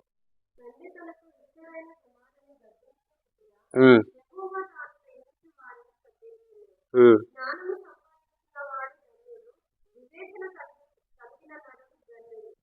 చాలేమ్మా చాలేమ్మా. కాబట్టి ఇక్కడ మనం చూస్తున్నాం మూడో కోణం ఏంటో తెలుసా? ఏంటి ప్రేమ? ఎలాంటి ప్రేమ? పరలోకపు తండ్రిది. మొదటిగా నీతి కలిగిన ప్రేమ. 2 దోషమును కప్పేటటువంటి ప్రేమ, బయటికి చూపించదు. 3 పరలోకపు తండ్రి ప్రేమ ఎలాంటిదంటే గద్దించే ప్రేమ. ఎలాంటి ప్రేమ ఇది? ఇక్కడ దేవుని యొక్క వాక్యం చూడండి. అప్పుడప్పుడు అంటాం, అన్న మా పిల్లల మాట అంటలేదు, ఏం చేయాలి? ఏం చేయాలో వాక్యం చెబుతుంది, మనం చెప్పవసరం. ఏం చెబుతుంది? సామెతల గ్రంథం 3:12 ఏమంటుంది? తండ్రి తనకిష్టుడైన కుమారుని గద్దించు రీతిగా యెహోవా తాను ప్రేమించు వారిని. ఇప్పుడు నిజంగా మన పిల్లలంటే మన ప్రేమ ఉంటే మన పిల్లల్ని కొడతామో తిడతామో అని కాదు, గద్దిస్తాం. మనం ఫస్ట్ ఏం చేయాలా? చేసే తప్పును గద్దించాలి. ఏదైనా ఏమంటక్క? ఎందుకంటారక్క? అది చిన్న వయసులో నుంచి రావాలి. చిన్న వయసులో గారాబం చేస్తే ఇప్పుడు ఎందుకంటారు? తిరిగి మనల్ని కొడతారు ఇప్పుడు అవసరం అయితే. మమ్మీ కొట్టానంటే అన్నారంటే అయిపోయింది. అవునా కాదా? ఇప్పుడు వాళ్ళ స్థితికి మన స్థితికి ఎక్కడ ఉంది? మనమేమో వయసు అయిపోయిన వాళ్ళం, వాళ్ళు వయసులో ఉన్న ఎవరు వస్తారు. మరి వాళ్ళకి మనకి ఎక్కడ సంబంధం చెప్పండి? అవునా కదా తెలిసన్న? వయసు అయిపోయిన వాళ్ళకేనో వయసులో ఉన్న వాళ్ళకి ఏం సంబంధం? కాబట్టి మన వయసు ఏమో అయిపోతుంది, వాళ్ళే ఎవరు వస్తారు. వాళ్ళు కొడితే మనం కింద పడేటట్టు ఉండవు, మనం కొడితే వాళ్ళు దెబ్బ పడేటట్టు లేరు. కానీ అది మొదట్లోనే ఉండాలి. మొక్క అయినప్పుడు దాన్ని వంచాలి, కానీ మానైన తర్వాత ఎలా ఉంచుతాం? వంచలేం. అంతే, దాన్ని అట్ట వదిలేటివి దేవుడు చూసుకోవడం. ఏదో టైం ఆయన ఉంచుతాడు వంచాల్సిన టైం. కానీ ఇక్కడ గమనించాల్సిన కోణం ఏంటి తెలుసు? గద్దించే ప్రేమ అంటే మొక్కగా ఉన్నప్పుడు మనం వంచలేకపోతున్నాము, మ్రానైన తర్వాత దాన్ని ఎలా వంచాలో గద్దించి ఉంచుతున్నాడు. అది ప్రేమ. ఒక్కోసారి మనం అంటాం, అయ్యా నా పిల్లలు మందిరానికి రావాలి, నా యొక్క పిల్లలు కానీ, నా కుమారులు కానీ, కోడలు కానీ, లేదా కూతురు కానీ, అల్లుడు కానీ, మనవరాలు కానీ అందరూ మందిరానికి రావాలయ్యా. వాళ్ళు రారు. మనం ఎంత అడుగుతామో అంత దూరంగా వెళ్తారు. మనం అడిగినప్పుడే వాళ్ళు రారు. అర్థమవుతుందండి? మనం అడుగుతాం, వాళ్ళు రారు. రారా? నేను చాలా రోజుల నుంచి ఎదురు చూస్తున్నా, కాజన్న ఆదివారం వచ్చి వంట చేయాలి. వస్తాడా? అన్న రానా రానా రానా అంటే వస్తున్నాడా? అదే మరి మనం ఆశించినప్పుడు అది రాదు, దేవుడు గద్దించినప్పుడు వచ్చింది. అర్థమవుతుందండి? ఆ గద్దింపులోనే నిజమైన ప్రేమ ఉంది. దేవుని గద్దింపులు ఏముంది? మనం కూడా ఏం చేయాలి? మన పిల్లల్ని చిన్న వయసు నుండే గద్దించాలి. పెద్ద ఎరిగిన తర్వాత గద్దించాలంటే కష్టం. పెద్ద ఎరిగిన తర్వాత గద్దించాలంటే కష్టం. మళ్ళీ ఇంకోటి, మనం గద్దించేది కూడా ఎలా ఉంటుంది తెలుసా? సంఘస్థులు అందరి ముందర మనం గద్దిస్తాం మన పిల్లల్ని, అది పొరపాటు. సంఘస్థుల ముందర కానీ ప్రజల ముందర కానీ మన పిల్లల్ని ఎప్పుడూ కూడా తిట్టకూడదు, గద్దించకూడదు. ఎందుకంటే వాళ్ళకి లోపల ఒక బాధ అన్నది ఉండేది. ఎవరికైనా ఇప్పుడు మనల్నైనా 10 మంది ముందు తిడితే అటు బాధ ఏదా? అది ఎట్లా గద్దించాలంటే రహస్యంగా గద్దించాలి. గద్దించేది కూడా దర్వాజా పెట్టి కొడితే వాళ్ళు తిరగేసి మనం కొడతారు అక్క, ఆ కర్ర పెట్టి. అర్థమైందా? దర్వాజా పెట్టి కొట్టే రోజులు పోయినాయి, వాళ్ళు కొట్టే రోజులు వచ్చినాయి. నేను మొదలై చెప్పే కదా, మనమే వయసు అయిపోయాం, వాళ్ళు వయసులో ఉండేవాళ్ళు. గేట్కి ఒక దెబ్బ కొట్టారంటే చెప్ప మీద కింద పడి చచ్చిపోతాం మనం. వాళ్ళకి మనకు చాలా వ్యత్యాసం ఉంది. కొట్టే రోజులు పోయినాయి. గద్దించడం ఇంపార్టెంట్. కానీ చిన్న వయసు నుండే గద్దించాలి. 10 మంది మధ్యలో గద్దిస్తే ఆ బిడ్డలకు మనం ఇచ్చే విలువ లేదు. గద్దించడం అనేది రహస్యంగా గద్దించాలి. ఇప్పుడు నా పిల్లలు మందిరంలో తిరుగుతూ ఉంటారు, అల్లరి చేస్తారు, ఏదో ఒకటి చేస్తారు. నేను ఏదైనా పులిపేట మీద ఉన్నప్పుడు, వాక్యం చూపేటప్పుడు ఏదైనా అల్లరి చేస్తే కేకలు వేస్తా, అంతేగాని ఇక్కడేం కొట్టను. దీని పరిణామం ఇంటికి వెళ్ళిన తర్వాత ఉండేది. ఏడుండేది? ఇంటికి వెళ్ళిన తర్వాత కటాక్షం ఫుల్గా క్లాస్ తీసుకునేది. ఏం తీసుకునేది తెలుసా? క్లాస్. ఏమని? మీరు అసలు ఇంటికాడేమో అల్లరి చేయకుండా మౌనంగా ఉంటారు, ఎవరన్నా వస్తే కేకలు వేస్తారు, ఎవరన్నా వస్తే అల్లరి పెడతారు, లేదా మందిరంలో అసలు సైలెంట్ కూర్చారా, వాక్యం ఎన్నెవరు అని చెప్పని వరుస పెట్టి కొట్టుకుంటూ వచ్చింది. నేను మాట్లాడను. ఎందుకు మాట్లాడను? తల్లి గద్దిస్తుంది కాబట్టి మనం ఎందుకు కొడుతున్నాం అని మనం అనకూడదు. అంటే వాళ్ళు అక్కడేమైపోయిందంటే మా తండ్రి మంచివాడు, మా అమ్మాయి చెడదన్న పేరు వచ్చింది. చాలాసార్లు కుటుంబాలు అట్లాంటి పేర్లు ఉన్నాయి. అది అట్లా ఉండకూడదు. మనం గద్దించేటప్పుడు వాళ్ళు కూడా మౌనంగా ఉండాలి. అక్కడ గద్దింపేపాటు ఏదైనా ఆలోచన ఏంటి? ఆ గద్దింపులో ప్రేమ ఉండాలా, ఆ ప్రేమను బట్టి వాళ్ళు మారాలి. నా తండ్రి గద్దించింది మేలుకే కదా. ఇటువరకు స్టూడెంట్స్, ఇప్పుడు కాదులేండి, మా వయసు ఎలీష్ అన్న మా వయసు అప్పుడు చూసినట్లయితే ఆ రోజుల్లో, ఇప్పుడు మీ వయసు కాదు, ఆ రోజుల్లో టీచర్లు అంటే భయం ఉండేది. ఏమన్నా ఎలీష్ అన్న, నా పూర్తిగా మీరు కనపడతలేదు కానీ ఎట్లా తలగుతున్నారో తెలీదు, నవ్వితేనే పళ్ళు కనపడుతున్నాయి అందరి మొఖాలు కనపడుతున్నాయి, ఎందుకంటే లైట్ ఫోకస్ ఎక్కువ ఉంది నాకు. సరే, పూర్వదినాలు ఎలా ఉండేది అంటే టీచర్ అంటే భయం ఉండేది, అవునా? టీచర్ గద్దిస్తే కూడా చాలా మంది స్టూడెంట్స్ వినేవాళ్ళు. ఇప్పుడు వినబట్టే ఇప్పుడు అందరూ మంచి మంచి పొజిషన్లో ఐఏఎస్ ఐపీఎస్లు అయింది చాలా మంది. ఇప్పుడు చూడండి, ఐఏఎస్ ఐపీఎస్ అయిన తర్వాత వారిని గద్దించిన టీచర్ దగ్గరికి వెళ్ళి గుర్తు చేసుకుంటారు, పలానా రోజు మీరు గద్దించడం ద్వారా నా జీవితం ఇలా మారిందని గుర్తు చేసుకోరు. చాలా మంది గుర్తు చేసుకుంటారు.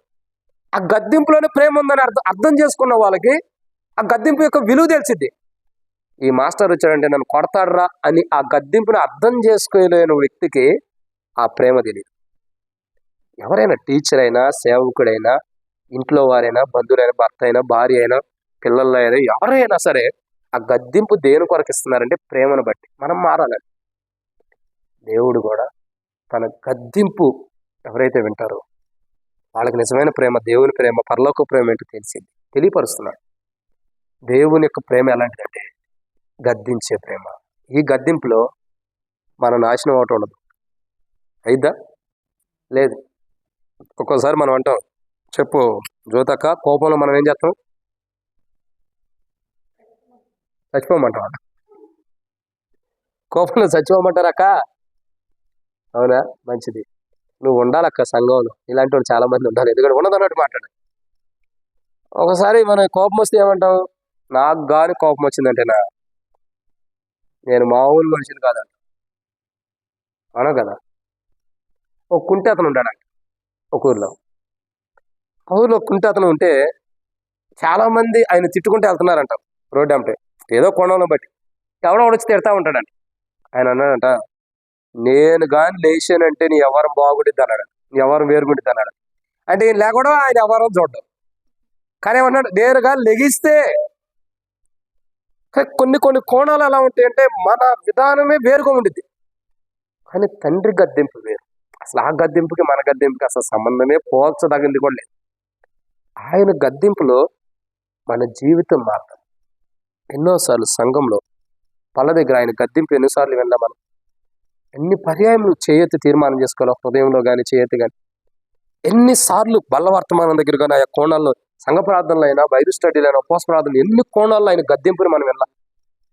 మన జీవితం ఎంత మార్చుకోవాలో మనం ఎంత మార్చుకోవాలో మన జీవితం ఆ వాక్యాన్ని, ఆ గద్దెంపుని. అదే గద్దెంపు అంటే. గద్దెంపు అంటే మెయిన్గా డైరెక్ట్ వచ్చి మనల్ని కొడతాం తిడుతున్నట్టే జైవాక్ అంటాం కాదు. వాక్యం ద్వారా మనల్ని గద్దిస్తున్నాడు. అదే దేవుని ప్రేమ అంటే, గద్దించే ప్రేమ అంటే. ఆ గద్దించే ప్రేమ ద్వారా ఏం జరుగుతుందంటే మన జీవితం దారి తప్పిపోయింటే సరిచేయబడుతుంది. ఆ గద్దింపు ప్రేమ పొందుకున్నవారు, తర్వాత ఆ గద్దింపు ప్రేమ తన బిడ్డల మీద కనపరిచేవారే మహిమగల సంఘం. ఆ దోషాలు, ఆ ప్రేమను, చేసిన తప్పులు కప్పేసేవాడు కాదు, క్షమించండి. ఆ యొక్క ఏంటిది, ఆ గద్దింపునంటే సరైన విధంగా గద్దించుకోకుండా ఉండేవారు కాదు. దోషాలు కప్పేవారు కాదు. నేను అంటే గద్దింపుని సరైన విధంగా గద్దించుకోకుండా ఉండేవారు కాదు. నిజమైన గద్దింపు తండ్రి ప్రేమ. ఆ గద్దింపులో కోపం ఉండదు. కానీ మనం గద్దిస్తే ఆ కోపంలో ఏం చేస్తాం మనకిది, ఏ మాట అనేస్తాం మనకిది. ఒకసారి అంటాం, నోటికి వచ్చినంత మాట అనేస్తామని. కొంచెం నీళ్ళు పెట్టాం, ఏమంటాము? నోటికి వచ్చినంత మాట అనేస్తాం అంటాం. అంటే ఏమంటాం మనకే తెలియదు. కానీ ప్రియులారా, ఎన్నో మాట ఇది గద్దించే ప్రేమ. ఆ ప్రేమ మనకు కలిగి ఉండాలి. సరే, ఇక నాలుగో మాట ఏంటో చూద్దామండి. దేవుని యొక్క వాక్యం చూస్తుంటే నాలుగవదిగా ఎలాంటి ప్రేమ పరలోకపు తండ్రిదంటే, మొదటిగా నీతి కలిగిన ప్రేమ, 2 దోషమును కప్పే ప్రేమ, 3 గద్దించే ప్రేమ, 4 యెషయా గ్రంథం 38:17.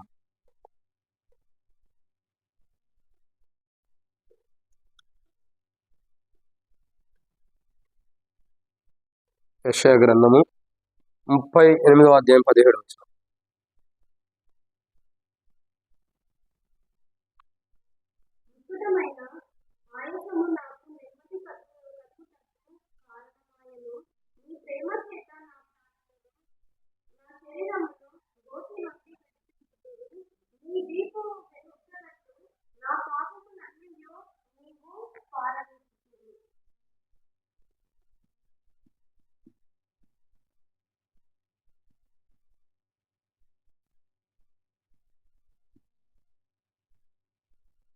కొన్ని 4వ కోణం చూస్తున్నాం. యెషయా గ్రంథం 38:17 ప్రకారం 4వ కోణం ఏంటంటే నాశనమగు గోతి నుండి లేపే ప్రేమ.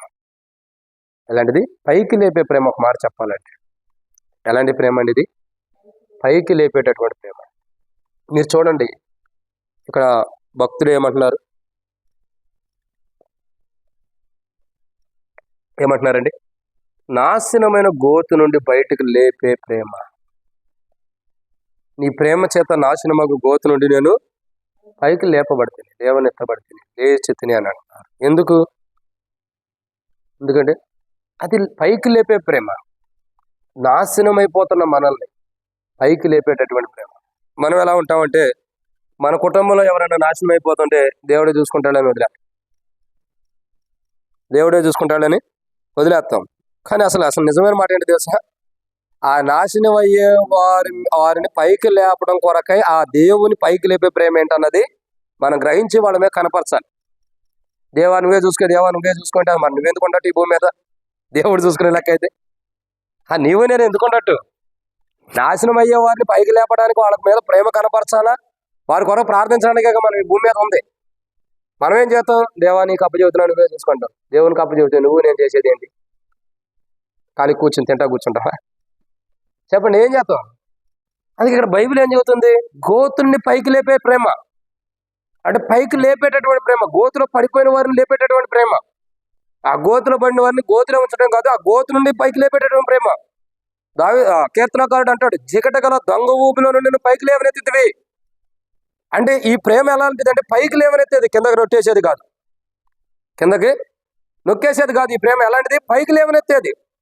చాలా మంది ఉంటారు, ఒకవేళ ఎవరైనా సరే పరిచయలో వాడబడుతున్నారు అనుకో, వారు ఎట్ట నొక్కేయాలని చూస్తారు. పాటలు వాక్యం చెప్పే తలాంతులు ఉండే అనుకో, వాక్యాలు వాడబడుతుంటే వాళ్ళు ఎట్ట నొక్కేయాల. పాటలు పాడే తలంతుంటే వాళ్ళని ఎట్ట నొక్కేయాల. పరిచయం చేసే తలంతులుంటే వాళ్ళని ఎట్ట నొక్కేయాల. ఇంకా భగవాన్ కడిగే తలంతులుంటే వాళ్ళని ఎట్ట నొక్కాలా. మందిరం తుడిచే తలంతులుంటే వాళ్ళని ఎట్ట నొక్కాలా. అంటే వాళ్ళని కాదని వాళ్ళని పక్కన నెట్టేసి మనం దాన్ని ఎలా తీసుకోవాలని చూస్తారు చాలా మంది. కానీ ఇది వేరు. తండ్రి ప్రేమ ఎలాంటిదంటే పైకి లేవనెత్తేది, నొక్కేసేది కాదు. తండ్రి ప్రేమ ఎలాంటిది? పైకి లేవనెత్తేది. ఆ తండ్రి ప్రేమ పడిపోయిన వారిని పైకి లేవనెత్తుతుంది.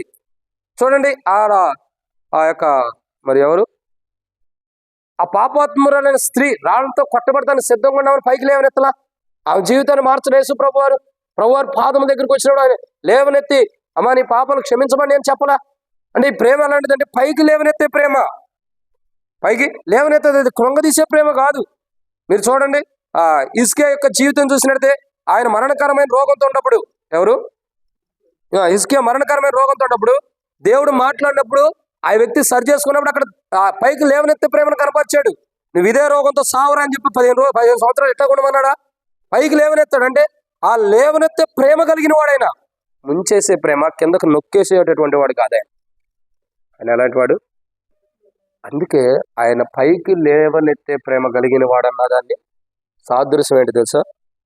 ఆయన కలువరి శిలువలో పైకి లేపబట్టం ద్వారా భూమి మీద నుండి భూమికి ఆకాశాల మధ్యలో కలువరి శిలువలో ఆయన లేపబట్టం ద్వారా ఆయన కిందున్న వాడిని పైకి లేవనెత్తేవాడని అర్థం కనపడుతుంది. ఆ శిలువలో ఏం కనపడుతుందండి? యేసు ప్రభువారు కింద నుండి పైకి లేపబట్టం ద్వారా ఏం జరుగుతుంది?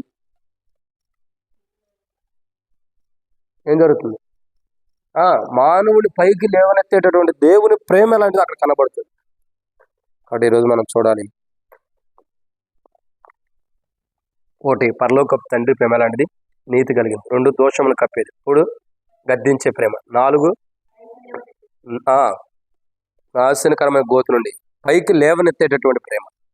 ఒక వ్యక్తి నాశనం అయిపోతుంటే ఆ వ్యక్తిని కిందకు తోసేసేది కాదు, ఆ వ్యక్తిని పైకి లేపేటటువంటిది పరలోకపు తండ్రి ప్రేమ. అంటే నాశనం అయిపోయేవాడు అలా నాశనం అయిపోవాలని దేవుని ఇష్టం కాదు. అందుకే బైబిల్ ఉంది, ఎవరినూ నశింపవాలని నిశ్చయించక అందరిని అంతటా మారుమోసు పొందాలని ఇష్టపడుతున్నాడు. అంటే అర్థం ఏంటి? నాశనం అయిపోయాడు అలా నాశనం అవ్వాలని దేవుని ప్రేమ కాదు. దేవుని ప్రేమ అంటే ఆ నాశనం అయిపోయేవాడిని పైకి లేవనెత్తాలన్నది దేవుని ప్రేమ. అదే నాశనం అయిపోయేవాడిని పైకి లేపేటటువంటి ప్రేమ. ఇదన్నమాట. ఇలాంటి ప్రేమ అంటే ఒక వ్యక్తి నాశనం అయిపోతుంటే ఆ వ్యక్తిని పైకి లేపేటటువంటి ప్రేమే దేవుని ప్రేమ. ఇలాంటి ప్రేమ కలిగి ఉండాలని మన కొరకే యేసు ప్రభువు కలువరిశిలో ప్రాణం పెట్టి చనిపోయి తిరిగి లేచాడు.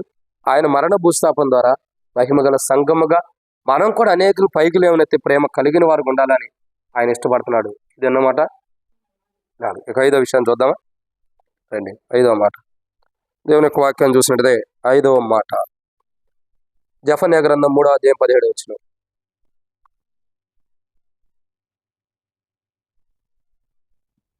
జెఫన్యా గ్రంథము 3వ అధ్యాయం 17వ వచనం.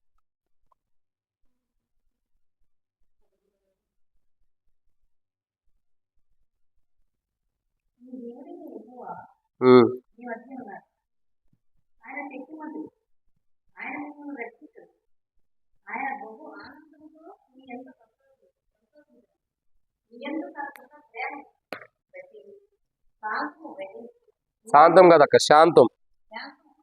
చాలు చాలు ఆపండి, చాలు చాలు అక్క. కానీ ఇది ఎలాంటి ప్రేమ? 4వదిగా క్షమించండి, నిన్నది 5వదిగా. మొదటిగా పరలోకపు తండ్రి ప్రేమ ఎలాంటిది? 1 నీతి కలిగిన ప్రేమ, 2 దోషమును కప్పేది, 3 గద్దించి ప్రేమించేది, 4 నాశనమైన గోత్రుని పైకి లేవనెత్తే ప్రేమ, పైకి లేవనెత్తేది, 5 శాంతికరమైన ప్రేమ. చూడండి, జెఫన్యా గ్రంథం 3:17 ఏమని రాయబడుతుంది? నీ యందు తనకున్న ప్రేమను బట్టి ఆయన ఏం చేశాడు?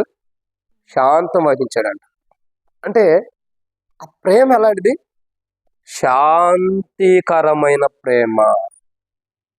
ఒకసారి ఈ పేర్లు మనకుంటాయి, శాంత అని. శాంతమే ఉండదు మనకి, మన శాంతే ఉండదు, శాంత అని పేరు పెట్టుకుంటాం. శాంతము, సమాధానం ఉండి సమాధానమే ఉండదు. ఇంకే పేర్లు పెట్టుకుంటాం? కీర్తన అని పెట్టుకుంటాం, కీర్తన పాడలేమంటారా? ఇంకా చాలా పేర్లు ఉంటాయి. కానీ ఆ పేర్లు ఎందుకు పెడతారు నాకు అర్థమవుతుంది ఇప్పుడు. ఎందుకంటే మనం అలా ఉండమని అలా పెడుతున్నారు, మనం అలా ఉండమని అలా పెడతారు మనకు ఆ పేరు. అర్థమవుతుందండి? కానీ 5వది ఏంటి? శాంతికరమైన ప్రేమ. అంటే ఈ ప్రేమ ఎలాంటిదంటే అనేకులు శాంతం వహించినటువంటి ప్రేమ. నీ యందు తనకున్న ప్రేమను బట్టి ఆయన ఏం చేస్తున్నాడు? నీ మీద ఎలాంటి ప్రేమను కనపరుస్తున్నాడు అంటే శాంతివంతమైన ప్రేమ, శాంతిని కనపరిచేటటువంటి ప్రేమ. అంటే ఆయన నిన్ను నాశనం చేయాలని ఇష్టపడతల్లా, నీకు కీడు చేయాలని ఇష్టపడతల్లా, నిన్ను చంపేయాలని ఇష్టపడతల్లా. నువ్వు చేసిన తప్పులు కానీ, పొరపాటును బట్టి కానీ, అవిధేయతను బట్టి కానీ, లోపాలను బట్టి కానీ, ఆయన కోపం రేపినప్పుడు కూడా ఆయన చంపాలని ఇష్టపడతల్లా. మరి ఏం చేయాలనుకుంటున్నాడు? అదే ప్రేమ అంటే.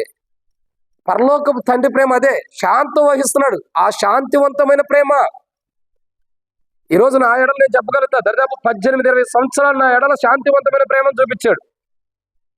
ఇప్పటికీ చూపిస్తున్నాడు. దారి తప్పిపోయిన పొరపాటులో ఉన్న శాంతివంతమైన ప్రేమ. ఆయన శాంతివంతమైన ప్రేమ అంటే ఓర్పుతో కూడిన ప్రేమ, సహనంతో కూడిన ప్రేమ ఆయన చూపిస్తున్నాడు. కాబట్టే నేటికి మనమైనా, మన పిల్లలైనా, మన కుటుంబీకులైనా దారి తప్పిపోతున్నాం, మరలా సజీవులుగా ఉంటున్నాం, దేవుని రాజ్యం కొరకు సిద్ధపడుతున్నాం. కారణం ఏంటండి? ఆయన శాంతివంతమైన ప్రేమ. ఆ ప్రేమ లేకపోతే మనం ఏనాడో పోయేవాళ్ళం. దేవుని కోపానికి బలయ్యి, దేవుని కోపానికి బలైన వారు ఎవరు చెప్పండి? మొట్టమొదటిగా దేవుని కోపానికి బలైన వారు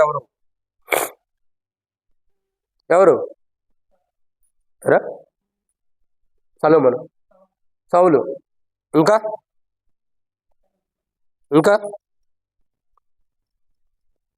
సంసోను బలయ్యాడు దేవుని కోపానికి.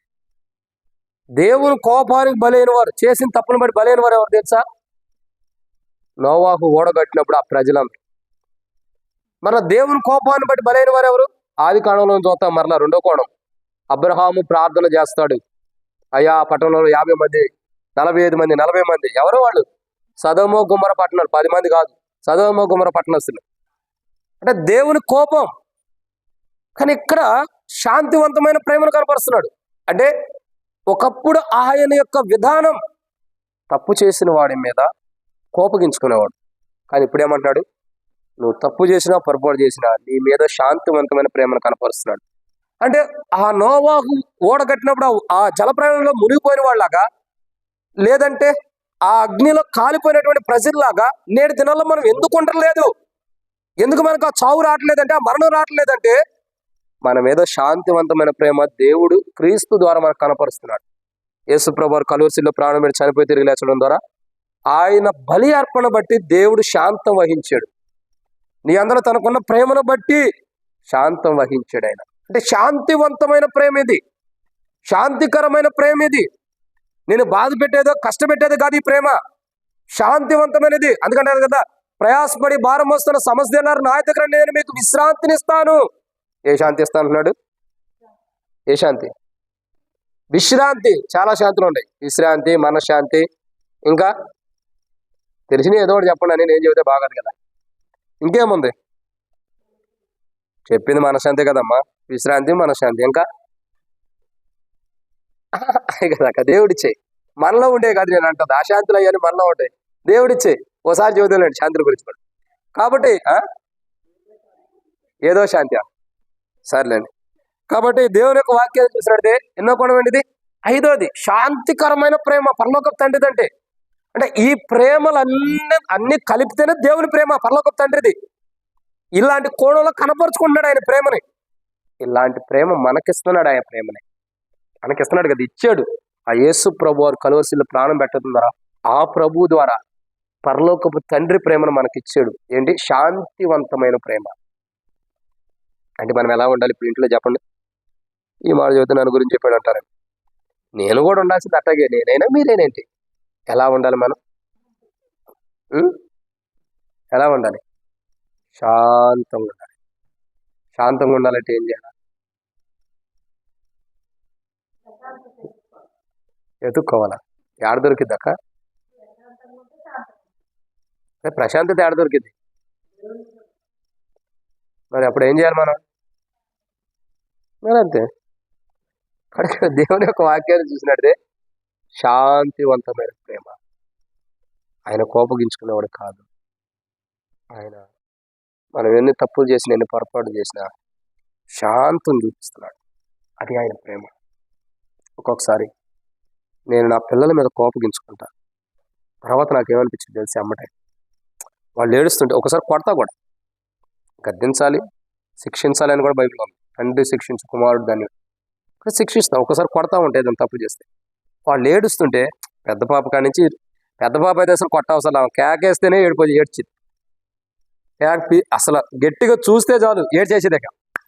కానీ ఆ ముగ్గురు పిల్లలు ఏడుస్తుంటే నాకు అనిపించింది, నేనే కదా వాళ్ళని దగ్గర తీసుకోవాల్సిన వాడిని. నేను తప్పితే ఇంకెవరు వచ్చి వాళ్ళని ఆదరిస్తారు? ఉంటే దేవుడు, ఆ దేవుని తర్వాత తండ్రిగా నా బాధ్యత నాది. ఇంకెవరు ఆదరిస్తారు అలా? మరి నేను కొడితే వాళ్ళు ఎవరి దగ్గరికి వెళ్ళి ఇదిగో మా డాడీ కొట్టాడని ఓదార్చబడతారు అని నాకే బాధేసి మళ్ళా దగ్గర తీసుకుని అటు చేయకూడదమ్మా, ఇటు చేయకూడదు అని చెప్పి దగ్గర తీసుకుని ముద్దు పెట్టుకుంటాను. అప్పుడు మళ్ళీ మామూలు అయిపోతుంది. కానీ నేనేమంటానంటే శాంతికరమైన ప్రేమ మనం కనపరచాలి. కానీ అది కనపరచలేకపోతున్నాం మనం. అదే మన బ్యాడ్ లక్. మహిమ గల సంఘముగా ప్రభు చేశాడు, అంటే శాంతికరమైన ప్రేమను కనపరిచే సంఘంగా అలా మనల్ని సిద్ధపరిచాడు. ఆ శాంతివంతమైన ప్రేమ ఏంటంటే పరలోకపు తండ్రి ప్రేమ. అంటే మనం శాంతం వహించినటువంటి వారికి ఉండాలి. ఎంతో శాంతం అంటే ఎంతో ఓర్పు, ఎంతో సహనంగా ఉండాలి. ఏమంటాడు ఆయన? నీ అందరి తనకున్న ప్రేమను బట్టి శాంతం వహించాడు. నీ మీద శాంతికరమైన ప్రేమను కనపరిచాడు ఆయన. ఆయన నీ మీద కనపరిచిన ప్రేమ చూడగా అది శాంతవంతమైనది కానీ శిక్షించే ప్రేమ కాదు. కాబట్టి మనం అలాంటి ప్రేమను కనపరచాలి. మీరే కాదు, నేను కూడా, అందరం ఒకటే. మీరేంటి నేనేంటి, ఎవరమైనా, అది సంఘంలో అయినా ఇంటికాడైనా ఏం చేయాలి? శాంతివంతమైన ప్రేమ కనపరచాలి. ఒక్కొక్కసారి సంఘంలో నేను ఎవరైనా పొరపాటు కోపపడితే, పిల్లల్ని కానీ ఎవరైనా బాధపడతా ఒకసారి. ఎందుకంటే అరే నేను సంఘంలో సేవకున్నాయండి, ఆ శాంతికరమైనటువంటి ప్రేమను కనపరచలేకపోయినాయి. అంటే వాళ్ళు తప్పు చేస్తుంటే గద్దిస్తా, కానీ ఎవరిని కావాలని అయితే నేను ఎప్పుడూ కూడా అన్నాను. పర్టికులర్గా ఎవరిని అన్నాడు. ఏదైనా తప్పు చేస్తుండే కొడతా ఉంటా కూడా. ఒకసారి చిన్నపిల్లలు అయితే దెబ్బలు పడ్డీ కూడా ఉండే నా దగ్గర. కాబట్టి ఎందుకంటే ఒక్కొక్కసారి అలా చేసాము, కానీ అది ప్రేమతోనే, అది అర్థం చేసుకోకపోవచ్చు, చెప్పలేము. కానీ నిజమైన శాంతివంతమైన ప్రేమ ఇంపార్టెంట్. నా కోపం కంటే ఏముండాలా? శాంతం ఉండాలి.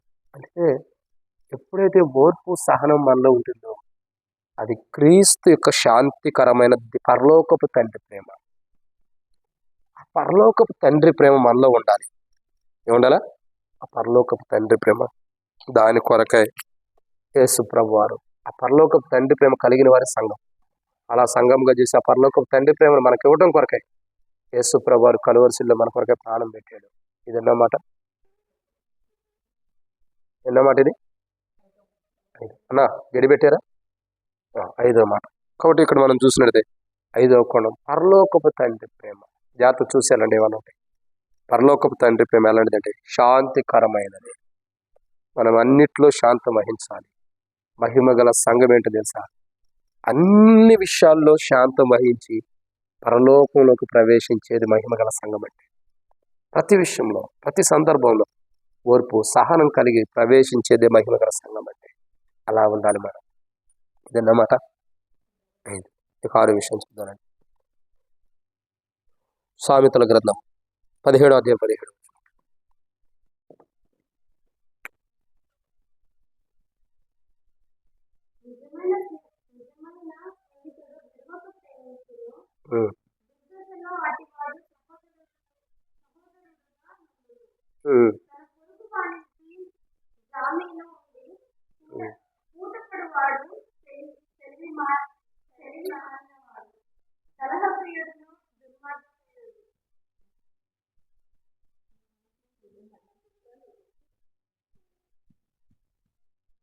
సర్లే కట్ట కూడా చదువుతారులే కానీ. కాబట్టి ఇక్కడ చూస్తున్న 6వ కోణం ఏంటి? 6వ మాట అంటే ఎలాంటి ప్రేమ ఇది? సామెతల గ్రంథం 17వ అధ్యాయం 17వ వచనంలో మనం చూసినట్టయితే నిజమైన ప్రేమ. ఎలాంటి ప్రేమ అండి ఇది? కల్ముషం లేనటువంటి, అసలు ఏ లోపం లేనటువంటి ప్రేమ. నిజమైన స్నేహితుని ప్రేమ. ఒక మాట చెప్పాలంటే సరే, ఇక్కడ మనం చూసినట్టు నిజమైన ప్రేమ ఇది. ఎలాంటి ప్రేమ? నిజమైన ప్రేమ. ఇప్పుడు చెప్పండి, మాట చెప్పాలంటే దావీదు రాజును ప్రేమించి పెళ్లి చేసుకుంది ఎవరు? ఎవరు దావీదు రాజును ప్రేమించి పెళ్లి చేసుకుంది? తెలుసా మీకు? దావీదు రాజును ప్రేమించి పెళ్లి చేసుకుంది ఒక ఆమె, సౌలు యొక్క కుమార్తె మీకాలు. ప్రేమించి పెళ్లి చేసుకుంది. మరి యాకోబు ప్రేమించి ఎవరిని పెళ్లి చేసుకున్నాడు? రాహేల్. రెబెకాని అనవాకండి. ఆమె అసలు భర్తను చూడకోకుండానే పురుషుడు ఎలా ఉంటాడో చూడకోకుండా నమ్మెళ్ళింది విశ్వాసం ద్వారా. ఆమె విశ్వాసులకు తల్లి ఆమె. రాహేల్ని ప్రేమించాడు యాకోబు. ఇంకా ప్రేమలు ఎక్కడ ఉండే బైబిల్లో? ఇంకెక్కడ ఉండే? అది మీరేం చెప్తారు? నేను చెప్తే ఆడు చూసి సంతోషించి వెళ్ళిపోతారు. సరే, కానీ ఇది నిజమైన ప్రేమ కాదు. నిజమైన ప్రేమ అయితే యాకోబు కోపం రాహేలు మీద రగులుకునిద్దా? నిజమైన ప్రేమలో కోపం ఎక్కడ ఉంది? కానీ కోపగించుకున్నాడే. ఇంత కొంతమంది పురుషుల కంటే కూడా నేను నీకు శ్రేష్టకరమైన అంటాడు. అంటే ఇంత లెక్కనే గుర్తులేదు కానీ ఇలా అంటాడు. మరి ఇక దావీదు రాజు కూడా తన భార్యను విడిచిపెడతాడు. ఆ భార్య కూడా ఒక సందర్భంలో ఎంత ప్రేమించి పెళ్లి చేసుకుందో, ఒక సందర్భంలో దావీదు రాజు దేవుని మనసుని తీసుకొచ్చేటప్పుడు ఆమె కిటికీలో కూడా చూసి దావీదు రాజు నాట్యం ఆడుతుంటే అసహించుకునేది, ఇతడు అసలు రాజేనా అంటుంది. మరి నిజమైన ప్రేమ అది. ప్రేమించి పెళ్లి చేసుకున్నారుగా. ఈ ప్రేమించి పెళ్లిలో ఇదే ఉంది. గుడ్డితనం కాదు, ఫస్ట్ ప్రేమ ఉండిద్ది. అది ఎక్కువయ్యి గుడ్డోడు కాదు, అది ఎక్కువైన తర్వాత అసలు ప్రేమ, అసలు నిజ స్వరూపం బయటకు వచ్చింది. గుడ్డితనం కాదు, నిజ స్వరూపం బయటకు వచ్చింది. అర్థమైందండి? ప్రేమించాం మొదటేమో బంగారం, చిట్టి తల్లి, బుట్టి తల్లి అని ఏదో పేర్లు పెట్టుకుంటారు, చింటూలు బంటులు. తర్వాత అసలు ప్రేమ బయటకు వచ్చింది. ఏంటి ఆ ప్రేమ? కోపము, తిట్టేది, కొట్టే ప్రేమలు బయటకు వస్తాయి. అది నిజమైన ప్రేమ కాదు. చాలా మంది దాన్ని నమ్మే మోసపోయి ప్రాణాలు కోల్పోతున్నారు. చాలా మంది ఏం చేస్తున్నారు? నిజమైన ప్రేమను నమ్మకోకుండా వ్యర్థమైన ప్రేమను నమ్మి ప్రాణాలు కోల్పోతున్నారు. అసలు నిజమైన స్నేహితుడు ప్రాణం పెడుతున్నాడు. ఈ ప్రేమను పోగొట్టుకుని ప్రాణాన్ని పోగొట్టుకుని ప్రేమల వైపు తిరుగుతున్నారు మనుషులు. ఎంత దౌర్భాగ్య స్థితిలో ఉండారో ఆలోచించాలి. అవునా కదా? ఆ ప్రేమలో మనం పడొద్దు. దేవుడు గొప్పవాడు కాబట్టి మనం కాపాడాడు. నిజమైన ప్రేమ, ఆ ప్రేమ పరలోకపు తండ్రి. దాంట్లో కల్ముషం లేదు, అసలు లోపం ఉండదు. వెతకడానికి కూడా పొరపాట్లు ఉండదు. ఏదో కావాలని ప్రేమిస్తున్నట్టు యాక్షన్ చేసేది కాదు, బయటికి చూపించుకోవాలని చేసేది కాదు.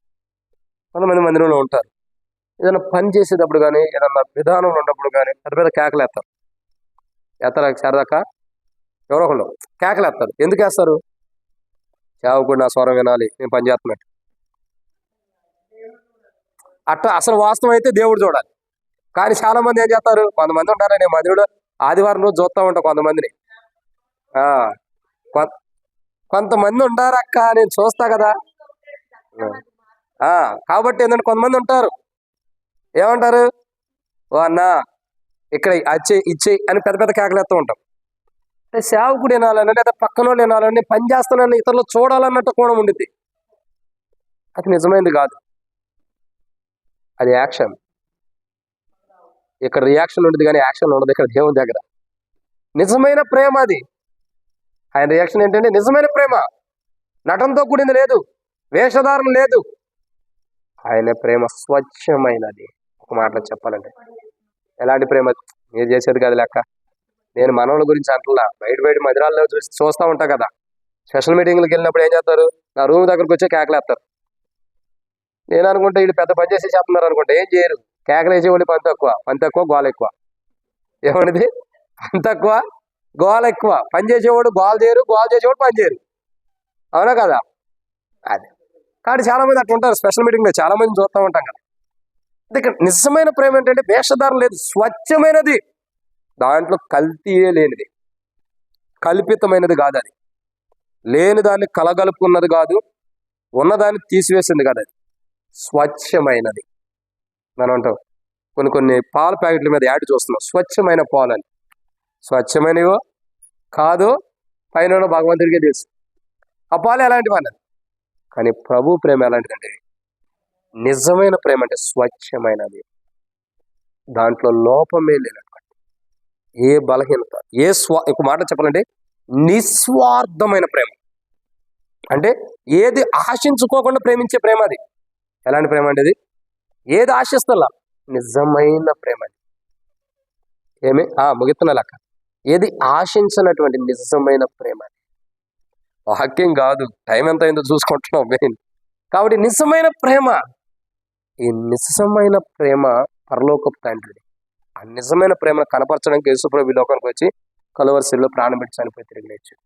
ఈ నిజమైన ప్రేమ అంటే యేసుప్రభు వారి యొక్క కలువరిశిల యొక్క రక్తం ద్వారా కడగబడిన వారు ఈ నిజమైన ప్రేమను కలిగి ఉంటారు.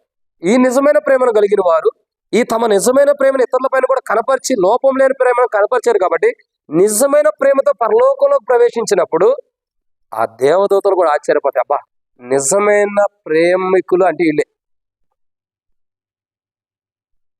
కొంత వరల్డ్ వైజ్గా రాష్ట్రాల్లో దేశాల్లో బెస్ట్ లవర్స్కి గిఫ్ట్ కొంతమందికి ఏం చేస్తారంటే కొన్ని బహుమానాలు ఇస్తారు. బెస్ట్ పేరెంట్స్ కానీ బెస్ట్ లవర్స్ కానీ ఏదో ఉంటాయి, అవి ఏంటో నాకు పూర్తిగా తెలియదు కానీ ఉంటాయి లేవా. బెస్ట్ కపుల్ బాగా తెలుసు అక్క. బెస్ట్ కపుల్, బెస్ట్ లవర్స్ కాదు కానీ క్షమించండి, బెస్ట్ కపుల్స్ అంటే స్వచ్ఛమైన వారు, మంచివారు అన్నారు. అంతే కదా, ఉన్న వాళ్ళు అందరిలో కల్లా మంచివాళ్ళు అంటారు. కానీ వాళ్ళు ఇంటికాడ ఎట్ట కొట్టుకుంటారు, తిట్టుకుంటారు, ఎవడు చూడటం. బయటకు వస్తే మంచి బెస్ట్ కపుల్స్. అది స్వచ్ఛమైనది కాదు, వేషధారంతో కూడింది. స్వచ్ఛమైనది ఏంటంటే గద్దించింది అవసరమైతే, కానీ సరి చేసుకునేది అంటే ఆ ప్రేమ సరి చేసుకునేది, మానవుణ్ణి సరి చేసేదాటి చేసేది స్వచ్ఛమైన ప్రేమ. బైబిల్ ఉంటుంది నిజమైన స్నేహితుని ప్రేమ అంటే స్వచ్ఛమైన ప్రేమ, ఏ లోపం లేదా, వెతకటానికి కూడా లేదండి, మచ్చ డాగు కూడా లేదు, అది స్వచ్ఛమైనది. ఆ స్వచ్ఛమైన ప్రేమ ఇతరుల మీద మనం కనపరచాలి. ఆ స్వచ్ఛమైన ప్రేమ ఇతరుల మీద కనపరిచినప్పుడు, ఆ నిజమైన స్వచ్ఛమైన ప్రేమ కనపరిచిన మనం, ఇతరుల మీద కనపరిచిన మనం రోజు మహిమ గల సంఘంగా పరలోకానికి వెళ్తుంటే తండ్రి సంతోషిస్తాడు, దేవదూతలు కూడా సంతోషభరితులవుతాయి. ఆ స్వచ్ఛమైన నిజమైన ప్రేమ కనపరచాలి. ఇదేనమాట 6. మీరు చూసిన మాట రానే వచ్చింది, రండి, టైం కూడా అయిపోతుంది. 7వ మాట ఇర్మియా గ్రంథం 31:3. ఇర్మియా గ్రంథము 31:3.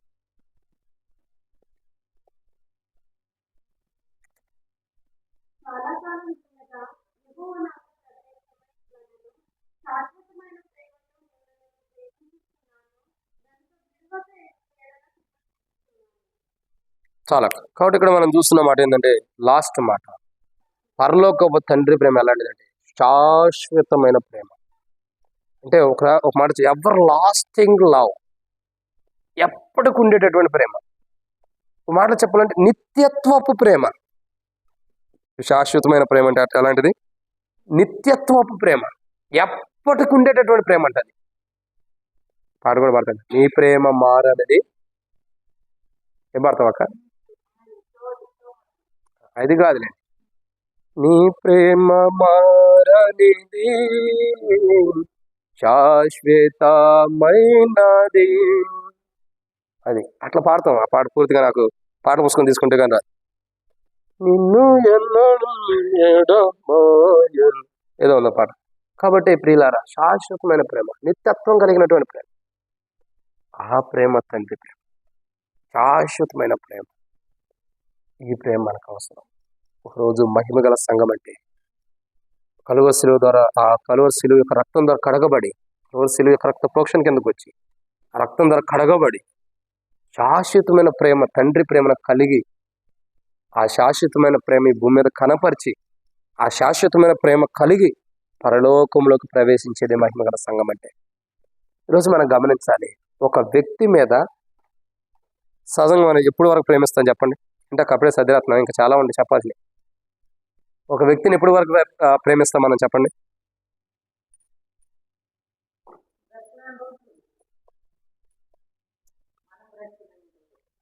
కరెక్ట్గా మీ బుక్లో అది రాయండి. బుక్ దీని చూతా, నోట్ బుక్ దీని చూతా. ఎవరిని మీరు ప్రేమిస్తారో చెప్పండి పేరు. ఎవరిని ప్రేమిస్తారు? మొట్టమొదటి ఒక వ్యక్తిని చెప్పండి. దేవుడు,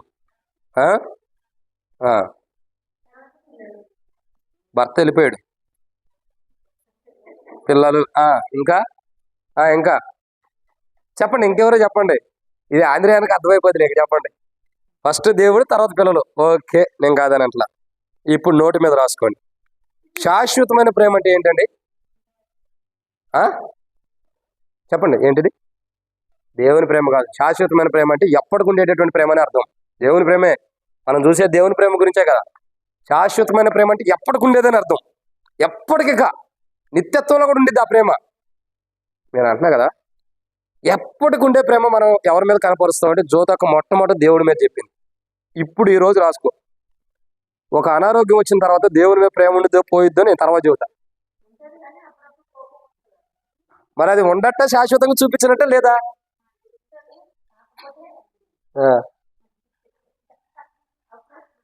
అదే రక అంటే శాశ్వతమైన ప్రేమ ఏంటంటే ఎప్పటికి ఉండేదే కాదు, మారకూడదేక. అదే అప్పుడు లేదు, ఇప్పుడు లేదు. ఇదేంటి కొరత ఏమంటానికి? ఇదేమన్నా కొసరేయటానికి, ఇదేమన్నా బియ్యం కందిపప్పు ఉప్పు చేపలు అనుకున్నారండి? అది కాదు. శాశ్వతమైన ప్రేమ అంటే ఏంటి? ఇక ఆ ప్రేమ ఎప్పటికి మారదు. ఇక ఎన్ని వచ్చినాయి ఆ ప్రేమ మారదు. అది శాశ్వతమైన ప్రేమ అంటే. ఏదో కొద్దిగా వచ్చేది లే, కొద్దిగా వచ్చేది అంటే అది కాదు. శాశ్వతమైన ప్రేమ అంటే అర్థం ఏంటండి? ఎప్పటికి ఉండేటటువంటిది, ఎప్పటికి ఒకేలాగా ఉండాలి. ఇక వాళ్ళు తప్పు చేసినా, పొరపాటు చేసినా, తిట్టినా, గద్దించినా, ఏ పాపం చేసినా, ఏం చేసినా ఎట్టుండాలా? ఆ ప్రేమనే చూపించాలి. ఇప్పుడు చెప్పు. అవును, ఇది ఈ గద్దింపు పేరు అక్క. ఆ గద్దింపు పేరు ఏడు గద్దింపు ఏంది? యెహోవా గద్దించు గద్దింపు, అది వేరు. ఆయన దోషం నిమిత్తమే గద్దింపు. ఆ గద్దింపు పేర్లేండి. కొంతమంది గద్దిస్తారు, గద్దించే గద్దింపుకి మనుషులు కూడా చచ్చిపోతారు. ఆ గద్దింపు కాదు నేను అంటున్నాను. మన గద్దింపు పేరు, ఆయన గద్దింపు పేరు. సరే, ఇక్కడ ఏముంది? శాశ్వతమైన ప్రేమ. ఇక్కడ గమనించాల్సింది ఏంటి? నిత్యత్వపు ప్రేమ. ఈరోజు గుర్తుపెట్టుకోండి, దేవుడి మీద నిజంగా ఇప్పుడు ఫస్ట్ దేవుడు అన్నారు కాబట్టి మనం చచ్చిపోయేంత వరకు దేవుడి మీద ప్రేమ చూపిస్తామా? సరే, అది రాసుకోండి బుక్లో. ఏ రోజైతే బలహీనతలు, అనారోగ్యాలు, కష్టాలు, బాధలు వచ్చినాయో ఆ రోజు ఆ హృదయంలో రాసుకుంటే వెళ్ళిపోతాయి లెక్క. నాకు తెలిసి కడిగేసి బయటపోయి కొడతాయి. బుక్లో రాసుకుంటే కొద్దిగా కనపడుతున్నాయి కదా, రాసి పెట్టుకోండి. దేవుని మీద ప్రేమ అన్నారు కదా, నిజంగా శాశ్వతంగా ఉంటుందా? 7 నుంచి ఇంటికి వెళ్ళిన తర్వాత, ఈ రాత్రి పడుకున్న తర్వాత పొద్దున్నే చూపించండి సార్. 2, పిల్లల మీద ప్రేమ ఉంటుంది అక్క, నిత్యత్వం ఎప్పటికీ. సుగురాంటి సంగతి ఎందుకక్క? పక్కన వాళ్ళ కంట్లో ఉన్న నర్సును చూసి కానీ మన కంట్లో దూలాన్ని చూసుకోవాలి. మెయిన్ వాక్యం అదేగా చెబుతుంది. ఇక్కడ సుగుణమక్క, శారదక్క గురించి, నా గురించి, మీ గురించి కాదు. ఎవరు అడిగితే వాళ్ళే ఆన్సరు. పిల్లలు మనం ఎప్పటికీ ప్రేమను కనపరుస్తాం. అదే ప్రేమ, ఒకటే ప్రేమని కనపరచలేదు అంటే మనం శాశ్వతమైన ప్రేమ, ఎప్పటికొకటే ప్రేమను మనం కనపరచలేం. కానీ దేవుడు యేసు ప్రభువారు నిన్న నేడు ఏకరీతిగా ఉన్నాడు. అది శాశ్వతమైన ప్రేమ అంటే ఎప్పుడు మారలేదు. ఆయన మారాడంటే అబద్ధమే, ఇంకా దాంట్లో అసలు ఇంకో మాట లేదు. చూడండి, మనం పాపం చేస్తున్నాం, తప్పు పొరపాటు చేస్తున్నాం, వారం అంతా ఏదో తప్పు చేస్తున్నాం, బల్ల దగ్గరికి వస్తున్నాం, ఏదో ఒక ఆజ్ఞత్యం తప్పిపోవడం, ఏదో ఒకటి చేస్తున్నాం, బల్ల దగ్గరికి వస్తున్నాం. నువ్వు నా బల్ల దగ్గరికి రావు, దాన్ని దూరం చేసే చెప్తున్నాడా, నెట్టేస్తున్నాడేనా? మనం మందిరానికి రావటానికి ఈరోజు ఏం వెళ్తావాలని మనం అనుకున్నా ఆయన తన పరిశుద్ధాత్మ ద్వారా మన హృదయంలో ప్రేరేపణ కలిగించాలా మందిరాన్ని పంపిస్తున్నాడు ఆయన. ఎందుకు? ఆ ప్రేమ మారట్లా. శాశ్వతమైన ప్రేమ ఎప్పటికుంటుంది అంటే గమనించాల్సింది ఏంటంటే, ఏదో నోటి మాట మీద, దేవుని మీద, పిల్లల మీద, భర్త మీద, వీళ్ళ మీద మనం జీవితం కానీ మనం పరిపూర్ణంగా ప్రేమను కనపరచలేము. మనం బైబిల్లో ఉండవాళ్ళే కనపరచలేకపోయారు, మనం ఏం కనపరుస్తామండి? కనపరచలేము. కానీ శాశ్వతమైన ప్రేమ ఎవరు కలిగి ఉంటారు, వాళ్ళు కలిగి ఉండాలి. ఇతరుల మీద ఎవరైతే చూపిస్తారో వాళ్ళు మహిమగల సంఘం అంటే గుర్తుపెట్టుకోండి, మహిమగల సంఘం అంటే ఊరకనే మహిమగల సంఘం కావలేదు. ఎప్పటికీ ఒకటే ప్రేమ, దేవుని ప్రేమ కలిగి ఉంటేనే మనం మహిమగల సంఘం. ఇక మన మీద, మనకి ఎవరి మీదైనా సరే ప్రేమ మారిపోతుందంటే ఆ మహిమగల సంఘం మనం లేవని అర్థం. నీవైనా నేనే. ఎప్పటికీ ఒకటే ప్రేమ. మనుషులు ఉండా లేకపోయినా, కలిసినా కలగకపోయినా, మాట్లాడినా మాట్లాడకపోయినా వాళ్ళ మీద ఎప్పటికీ ఒకటేలాగా ఉండాలి. అది నిజమైన ప్రేమ. చూడండి, మందిరంలో ఉండే వాళ్ళందరూ నాతో ప్రేమగా ఉంటారా? కొందరు నేనంటే ద్వేషంగా ఉంటారు, కొందరు నాతో బాగా మాట్లాడి ఉంటారు, కొందరు మాట్లాడినా లోపల ఏదో పెట్టుకుని మాట్లాడేవాళ్ళు, బయటకు మాట్లాడేవాళ్ళు చాలా మంది ఉంటారు. ఉండరా? నాతోనైనా కాదు, మీతోనైనా చాలా మంది అలాగ ఉంటారు. కానీ నేనేమనుకుంటానంటే, నా దృష్టిలో ఏంటంటే ఎవరినైనా ఒకటేలాగా చూడాలి. ప్రేమించే విషయంలో తప్పు లేదు. తప్పు చేస్తే మటుకి ఒక మాట అంటాను, కానీ ప్రేమించే విషయంలో మటుకి ఎవరినైనా ఒకటేలాగా చూసుకుంటా నేను. ఈ అక్క నాకేదో పెట్టిందా, అక్క ఏదో పెట్టలేదు, అదని నాకులే ఉండవు. అసలు నేను నాకు పెట్టిన వాళ్ళ కంటే పెట్టిన వాళ్ళని ఎక్కువ ప్రేమిస్తాను నేను, నిజం చెప్పాలంటే. ఎందుకంటే అదే ప్రేమ, పెట్టకపోతే ఇంకా మంచిది. కాబట్టి ఆ ప్రేమ మెయిన్ ఇంపార్టెంట్. కాబట్టి ఒకటే ప్రేమ, శాశ్వతమైన ప్రేమ ఈరోజు మనం కనపరచాలి. కానీ మహిమగల సంఘముగా చేయబడిన మనము ఆ ప్రేమను కనపరచలేకపోతున్నాం. ఏ ప్రేమని? పరలోకపు తండ్రి ప్రేమ, శాశ్వతమైన అంటే ఎప్పటికుండే, ఎవర్ లాస్టింగ్ లా, ఎప్పటికుండేటటువంటి ఎవర్ లాస్టింగ్ అంటే ఎప్పటికుండే ప్రేమ మనం కనపరచలేకపోతున్నాం ఇతరుల మీద. ఆ ప్రేమను మనం కనపరచాలి. ఎప్పటికీ ఆ ప్రేమ మన దగ్గర నుంచి దూరం కనబడదు. గుర్తుపెట్టుకోండి, ఈరోజు మనసులో తీర్మానం చేసుకోండి, ఎవరి మీద శాశ్వత కాలం ప్రేమను కనపరచాలనుకుంటున్నావు? కుమారుడి మీద కానీ కనపరచలేవు, కుమార్తె మీద కనపరచలేవు, కోడల మీద కనపరచలేవు, అల్లుడి మీద కనపరచలేవు, పిల్లల మీద కనపరచలేవు, భర్త మీద కనపరచలేవు, సహోదరుల మీద కనపరచలేవు. మనము శాశ్వతమైన ప్రేమ ఎవరి మీద కనపరచలేము. కానీ ఈరోజు బుక్లో రాసుకోండి, నేను ఫలానోళ్ళ మీద నేను శాశ్వతమైన ప్రేమ కనపరచాలి.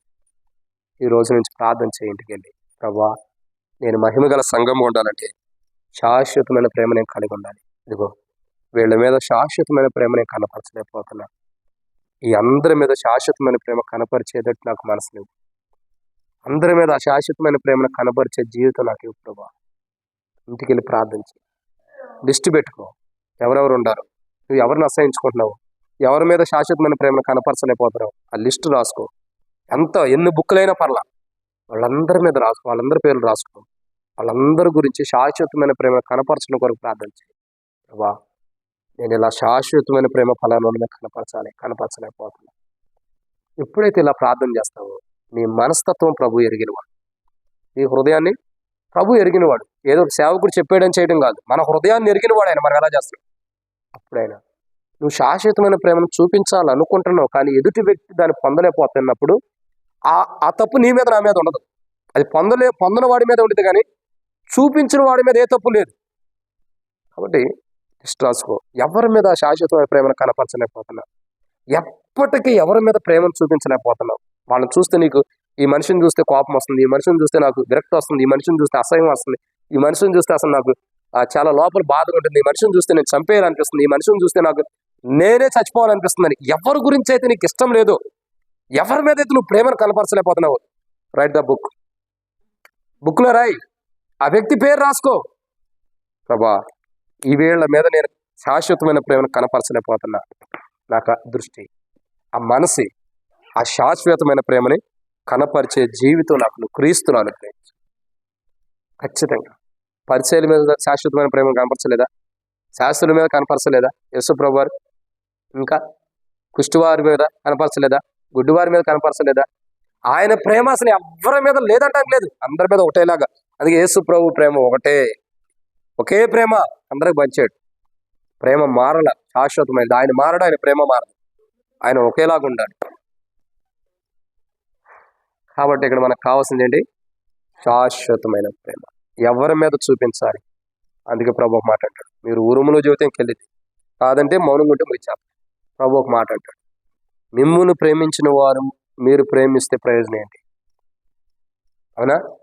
మనల్ని ప్రేమించేవారు మనం ప్రేమిస్తే ప్రయోజనం ఏంటి? ఉపయోగం ఏముంది? వాళ్ళు మనం ప్రేమిస్తున్నారు, మనం వాళ్ళని ప్రేమిస్తున్నాం, ఇచ్చుకుంటున్నాం, పట్టుకుంటున్నాం, అంతే. మిమ్మల్ని ప్రేమించిన వారి కొరకు మీరు ప్రేమించమంటున్నట్టు, మిమ్మల్ని దేశించే వారి కొరకు ప్రార్థన చేయమంటున్నాడు. నీ పొరుగువాడు ఎవరు? నిన్ను ప్రేమించిన వాడే నీ పొరుగువాడు. అంటే నువ్వు ఎవరినైతే ఇష్టపడతలేదో వాడే నీకు పొరుగువాడు. ఎవరినైతే నువ్వు ఇష్టపడతావో వాళ్ళు నీ ఇంటి వారు. అది సంఘస్థులైనా బయట వాళ్ళైనా, నువ్వు ఎవరిని ప్రేమిస్తావు వాళ్ళు నీ ఇంటి వాడు.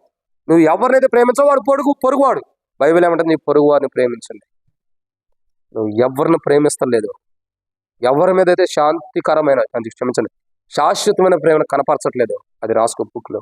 ఎంతమంది పేర్లైనా ఈరోజు నేను కూడా ఇంటికి రాసుకుంటాను, మీరు కూడా రాసుకోండి. వాళ్ళ మీద నేను ప్రేమను కనపరచాలి, దాని కొరకు ప్రార్థన చేయండి. అలా శాశ్వతమైన పరలోక తండ్రి ప్రేమ కలిగిన వారే మహిమగల సంఘం. ఆ మహిమగల సంఘమే ఒకరోజు శాశ్వతమైన ప్రేమ ఇష్టం లేని వారి మీద కూడా కనపరిచినటువంటి ప్రేమతో కనపరిచారు. కాబట్టి దేవుడి ప్రేమతో వాళ్ళు పరలోకంలో ప్రవేశిస్తుంటే, నా తండ్రి చేత ఆశీర్వాదించబడి శాశ్వతమైన ప్రేమను కనపరిచిన వారులారా పరలోకానికి రండని ఆ స్వరం వినబడినప్పుడు పరలోకంలోకి మహిమగల సంఘంగా శాశ్వతమైన ప్రేమను కనపరిచిన వారికి అడుగు పెడుతుంటే లోపలికి ఎంత సంతోషం ఆలోచించండి. ఒకే ఒక మాట చెప్పి నేను ముగిస్తా, ఇంకా వాక్యం ఏం చెప్పట్లా. మనము ఐదర్ సెట్ బిల్డింగ్లు ఉన్నప్పుడు ఎన్నో రోజులు ఏడ్చాం, కన్నీరు కార్చాం. సంఘ ప్రార్థన, ఉపవాస ప్రార్థన, ఎన్నో ప్రార్థన కొడుకుల బల దగ్గర కూడా కన్నీరు కార్చి ప్రార్థన చేసే మందిరం కావాలని. జూన్ 6 ఈ సైడ్ వాల్స్ ఇవన్నీ లేవు కదా, వెనక కానీ మూడు కానీ, ఏదో బ్లూ కలర్ క్లాత్ కట్టే ఉంటాయి, పాత తీసుకొచ్చి పైన రేకులేసి, అంతేగా, కింద ఫ్లోరింగ్, ఇంకేముంది మన దగ్గర. ఆ టైంలో డెడికేషన్ చేసుకోవడానికి మందిరంలోకి వస్తుంటే మనకి ఎంత సంతోషం అనిపించింది. చెప్పి శారదక్క, ఎంత సంతోషపడ్డాం, పట్టజాలంత సంతోషం ఆ రోజు, చెప్పలేనంత సంతోషం. ఒకళ్ళు అద్దుకొని, అక్క ఈ మందిరం కోసమే అక్క మనం ఎదురు చూసింది, ఈ మందిరమే కావాలని, ఈ మందిరం అని ఎంత సంతోషించాం. మందిరంలోకి ఒక అడుగు పెడుతుంటే నాకైతేనా చాలా సంతోషం. మత్తయ్యను చూసి ఏ ముందరా మందిరం అన్నది, ఏముంది అప్పుడు ఏం కట్టకోకుండా రేగుతేనే ఏ ముందర అన్నాడంటే, మన వచ్చినప్పుడు ఇప్పుడు ఎబ్రోన్లో చదువుతాడంట, మన వచ్చినప్పుడు చూసి వాళ్ళు మందిరం కట్టారు, అసలు మామూలుగా లేదు.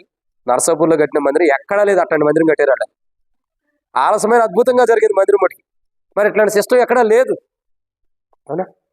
నేను ఒక మాట చెప్పాను తెలుసా, మందిరంలో, కొత్త మందిరంలో నువ్వు అడుగు పెట్టేటప్పుడు నీకు ఎంత సంతోషం అనిపించింది. ఎక్కడ దాకా దేనికి, నిన్న లైట్లు, ఫ్యాన్లు, ఏసీ, జనరేటర్ పెట్టి స్టార్ట్ చేసినప్పుడు మందిరంలో లైటింగ్ ఉందంటే ఎంత సంతోషంగా మందిరంలోకి వచ్చాం. అంటే నేను ఎందుకు చెబుతున్నా అంటే, ఒక లైట్లు, ఫ్యాన్లు నిన్నటి వరకు మనకు లేవు, మొన్నటి వరకు. నిన్న వేస్తే ఇప్పుడు కూడా లేవులేండి, కరెంట్ లేదు కాబట్టి మనం లైట్ పెట్టుకుని ముగిస్తున్నాం. మరి ఒక లైట్లు, ఫ్యాన్లు అప్పటికప్పుడు జనరేటర్ పెట్టుకుని వేసుకుంటేనే, ఏదో జస్ట్ అప్పటికి స్టార్ట్ చేసి చూస్తేనే సంతోషంగా మందిరంలోకి వచ్చామే, సంతోషంగా మందిరంలోకి సంతోషిస్తాం. మందిరం డెడికేషన్ రోజు మందిరంలోకి అడుగు పెట్టి ఈ మందిరం కోసమే నేను ఎదురు చూశాను, ఎంతో ఆరాధన చేసేవే, అంటే లోపలికి రావడానికి ఎంత సంతోషం ఉంది. కొత్త మందిరం ఓపెనింగ్ అయినప్పుడు కానీ, నిన్న లైటింగ్, ఫ్యాన్లు తిరుగుతున్నప్పుడు ఎంత సంతోషం ఉంది. అంటే భూమి మీద ఉన్న మందిరంలోకి వచ్చేటప్పుడు నీకు ఎంత సంతోషం అంటే, పరలోకంలోకి నువ్వు ప్రవేశిస్తున్నప్పుడు ఇంకెంత సంతోషం ఆలోచించాలి, ఎంత సంతోషం ఉండిద్దో. అప్పుడు ఇక్కడ నువ్వు అద్దుకోవాల్సింది ఎవరినో తెలుసా, ఇక్కడ మందిరం డెడికేషన్ అప్పుడు అక్క, శారదక్క, జ్యోతక్క ఒకరినొకరు కౌగులించుకుని, బా ఈ మందిరమే జ్యోతి మనం చూసింది, అవునా అంటే ఈ మందిరం కోసమే మనం చూసామని ఎక్కడ అనుకున్నాం. పరలోకంలో ప్రభువునే హద్దుకుంటాను, ఆ సంతోషం పట్టలేక, పరలోకానికి వెళ్ళానన్న సంతోషం పట్టలేక ప్రభువునే హద్దుకుంటాం. అది పరలోకం అంటే. ఎలా వెళ్తాం? పరలోకపు తండ్రి ప్రేమ ఎలాంటిది? ఆ తండ్రి ప్రేమ ఈ భూమి మీద మనకి ఇవ్వడం కొరకు యేసు ప్రభు కలువరిశిలో ప్రాణం పెట్టి చనిపోయి తిరిగి లేచాడు కాబట్టి ఆ పరలోకపు తండ్రి ప్రేమ కలిగి ఉన్నప్పుడు పరలోకంలోకి వెళ్తాం. అప్పుడు సంతోషం ఉంటుంది. పరలోకపు తండ్రి ప్రేమ ఎలాంటిది? నీతి కలిగిన ప్రేమ. 2, దోషమును కప్పేది. 3, గద్దించే ప్రేమ. 4, నాశనమైన గోతి నుండి బయటికి తీసుకొచ్చేది. 5, శాంతికరమైన ప్రేమ. 6, నిజమైన ప్రేమ. 7, ఎప్పటికి ఉండేటటువంటి ప్రేమ. ఈ ప్రేమ మనం కలిగి ఉంటే, మారని ప్రేమ కాకుండా ఇలాంటి ప్రేమ, ఇదంతా ఒక ప్రేమే కానీ 7 అనుభవం, ఇలాంటి అనుభవం కలిగినటువంటి ప్రేమ మనం కలిగి ఉంటే పరలోకంలోకి నువ్వు సంతోషంగా వెళ్ళిపోతావు. మహిమగల సంఘం ఇలాంటి ప్రేమ, పరలోకపు తండ్రి ప్రేమ కలిగి పరలోకంలోకి నీవు నేను ప్రవేశించినట్లు ప్రభు మనకి సహాయం చేయను గాక. ఆమేన్. ఈ మాట కోసం మీరు ఎదురు చూశారు. ఆమేన్. చివరి ప్రార్థన ఎలీషా చేస్తాడు. నేను ఆశీర్వాదం ఇచ్చి ముగిస్తాను. ఇదటి అమ్మ ప్రార్థన క్లుప్తంగా చేసేయండి. వాక్యపు వెలుగులో కొరకు, వాక్యపు వెలుగులో వాక్యం కొరకు ప్రార్థన చేసి ప్రార్థన. అన్న సహోదరి అన్న రేపు హాస్పిటల్కి వెళ్తుంది, తన కొరకు కూడా ప్రార్థన చేయండి. రాజ్యమ్మకు కిడ్నీలో స్టోన్ నొప్పి అంట, ఒక్క స్వస్థత కొరకు కూడా ప్రార్థన చేయండి. ఇది బైబిల్ స్టడీ కాబట్టి ప్రేయర్ రిక్వెస్ట్ తక్కువ, అయినా ప్రార్థన చేయండి. అన్న కొరకు రేపు హాస్పిటల్, తర్వాత రాజ్యమ్మకు ఆరోగ్యం కొరకు మా కొరకు కూడా ప్రార్థన చేయండి. క్లుప్తంగా దాంటి కొరకు అందరూ కొరకు. ఈ సంఘ ప్రార్థన కాదమ్మా, రిక్వెస్ట్లు తీసుకోవడానికి బైబిల్ స్టడీ కాబట్టి క్లుప్తంగా చేయండి అన్న. ప్రేమ కలిగిన పరలోకపు తండ్రి యేసయ్యా, నీకు స్తోత్రాలు, వందనాలు, స్తుతులు చెల్లించుకుంటున్నాం ప్రభా. ఈ రాత్రికాల సమయంలో ఇంతవరకు ప్రభా నీ దాస్తుని నిలబెట్టుకొని మాతో మాట్లాడిన మాటల కొరకై నీకు స్తోత్రాలు, వందనాలు, స్తుతులు చెల్లించుకుంటున్నాం ప్రభా. పరలోకపు తండ్రి ఎలాంటి ప్రేమ కలిగి మా పట్ల ఎలాంటి ప్రేమను చూపించారు, మీరు మాట్లాడిన మాటల కొరకై నీకు స్తోత్రాలు, వందనాలు, స్తుతులు చెల్లించుకుంటున్నాం ప్రభా. నీ ప్రేమ నీతి కలిగినది. నీ ప్రేమ ప్రభా సమస్త దోషాలు కప్పివేసేదిగా ఉంది. నీ ప్రేమ ప్రభా గద్దించేదిగా ఉంది ప్రభా. నీ ప్రేమ నాశనకరమైన గోతిలోంచి మమ్మల్ని పైకి లెత్తేదిగా ఉంది. నీ ప్రేమ ప్రభా శాంతికరమైన ప్రేమ. నీ ప్రేమ నిజమైన స్వచ్ఛమైన ప్రేమ. నీ ప్రేమ ఎల్లకాలము నిలిచి ఉండే శాశ్వతమైన ప్రేమతో మమ్మల్ని అందరినీ ప్రేమించి ప్రభా పరలోక మహిమని విడిచిపెట్టి ఈ భూలోకానికి వచ్చి మా కోసం ప్రభా మీ ప్రాణాన్ని పెట్టి ప్రభా నీ రక్తాన్ని సిందించి మమ్మల్ని రక్షించుకున్నారు. అలాంటి ప్రేమ మా పట్ల కనబర్చి మేము కూడా ప్రభా అలాంటి ప్రేమను కనబర్చి జీవించేవాడిగా ఉండి ఆ పరలోక రాజ్యంలో ప్రవేశించాలని నువ్వు చేసిన కార్యాన్ని బట్టి నీకు స్తోత్రాలు, వందనాలు, స్తుతులు చెల్లించుకుంటున్నాం ప్రభా. ఈ రాత్రికాల సమయంలో మాలో అలాంటి ప్రేమ లేదని ఒప్పుకుంటున్నాం. దయతో క్షమించి మన్నించి అలాంటి ప్రేమ కలిగించి జీవించేవారుగా మమ్మల్ని అందరినీ సిద్ధపరిచి సాయం చేయమని వేడుకుంటున్నాం. సాయం చేయండి. ఈ రాత్రికాల సమయంలో ప్రభా కూడిచిన ప్రతి కుటుంబాన్ని, ప్రతి బిడ్డని దీవించి ఆశీర్వదించండి. అనేకులు ప్రభా నడిపించండి. దేవా సాయం చేయండి. సంఘాన్ని అభివృద్ధి కలిగించండి. ముఖ్యంగా ప్రభా అన్న సహోదరి జ్ఞాపకం చేసుకోండి ప్రభా. రేపటిదైనా హాస్పిటల్ వెళ్తున్నారు ప్రభా. మీరే కృప చూపి సాయం చేయండి. తోడుగా ఉండి సాయం చేయండి. ప్రతి కొరతల అవసరాలు అక్కర్లు తీర్చి ప్రభా క్షేమాన్ని దయచేయమని వేడుకుంటున్నాం. క్షేమాన్ని దయచేయండి. అలాగే ప్రభా యేసయ్య చంద్రకళకని జ్ఞాపకం చేసుకోండి. తన మనవరాలికి జ్వరంతో బాధపడుతుంది, ఆరోగ్యం క్షేమాన్ని దయచేయండి. అలాగే ప్రభా మొగలమ్మకని జ్ఞాపకం చేసుకోండి, ఆరోగ్యం క్షేమాన్ని దయచేయండి. అన్ని విషయాలతో నడిపించండి. కుడిచిన ప్రతి కుటుంబాన్ని దీవించి ఆశీర్వదించమని, వెలిచిన మా ప్రయాణాలతో నడిపించమని, మందిర పనుల ప్రభా ఇంతవరకు నడిపించారు. వందనాలు, స్తోత్రాలు. చిచ్చుబోతులు అవన్నీ బిగించుకోవాలి. సాయం చేయండి. వాళ్ళ జ్ఞానం దయచేయండి. సాయం చేయమని దేవా మీరు వెళ్ళినంత వరకు ప్రభా వర్షం విషయంలో కూడా తోడే నడిపించి సాయం చేయమని, సమస్తముల తోడే నడిపించమని, సమస్త ఘనత మహిమ ప్రభావాలు పొందుకోమని నజరేయుడైన యేసు క్రీస్తు నామములో అడిగి బతిమలాడి వేడుకుంటున్నాం ప్రేపాల్లోకి తండ్రి. ఆమేన్. తొట్టెలుకొని మనం కాపాడుకును, తన మహిమ ఎదుట మహానంద నిర్దోషం నిలబెట్టుటకును శక్తిగల మన రక్షకుడైన యేసుప్రభువు వారి యొక్క కృపయు, ప్రేమ, సమాధానము కిడ్నీ స్టోన్స్ తో బాధపడుతున్న సహోదరి రాజ్యమ్మకి, అదే రీతిలో సహోదరి అన్నకి రేపు హాస్పిటల్కి చేరి వచ్చిన వారందరికీ, ఈ యొక్క బలహీనతలో ఉన్నటువంటి మరి చంద్రకాలక మనవరాలకి, ఇంకా మొగులమ్మకు, ఇంకా అదే రీతిలో ఎవరైతే బలహీనంలో ఉన్నారో వాళ్ళందరికీ యేసుప్రభువు వారి యొక్క కృపయు, సమాధానము, ఆయన ద్వారా స్వస్థత ఇప్పుడు ఎల్లప్పుడు శీఘ్రంగా మనందరికీ ప్రభు కృప మనందరి తోడే నడిపించును గాక. ఆమేన్.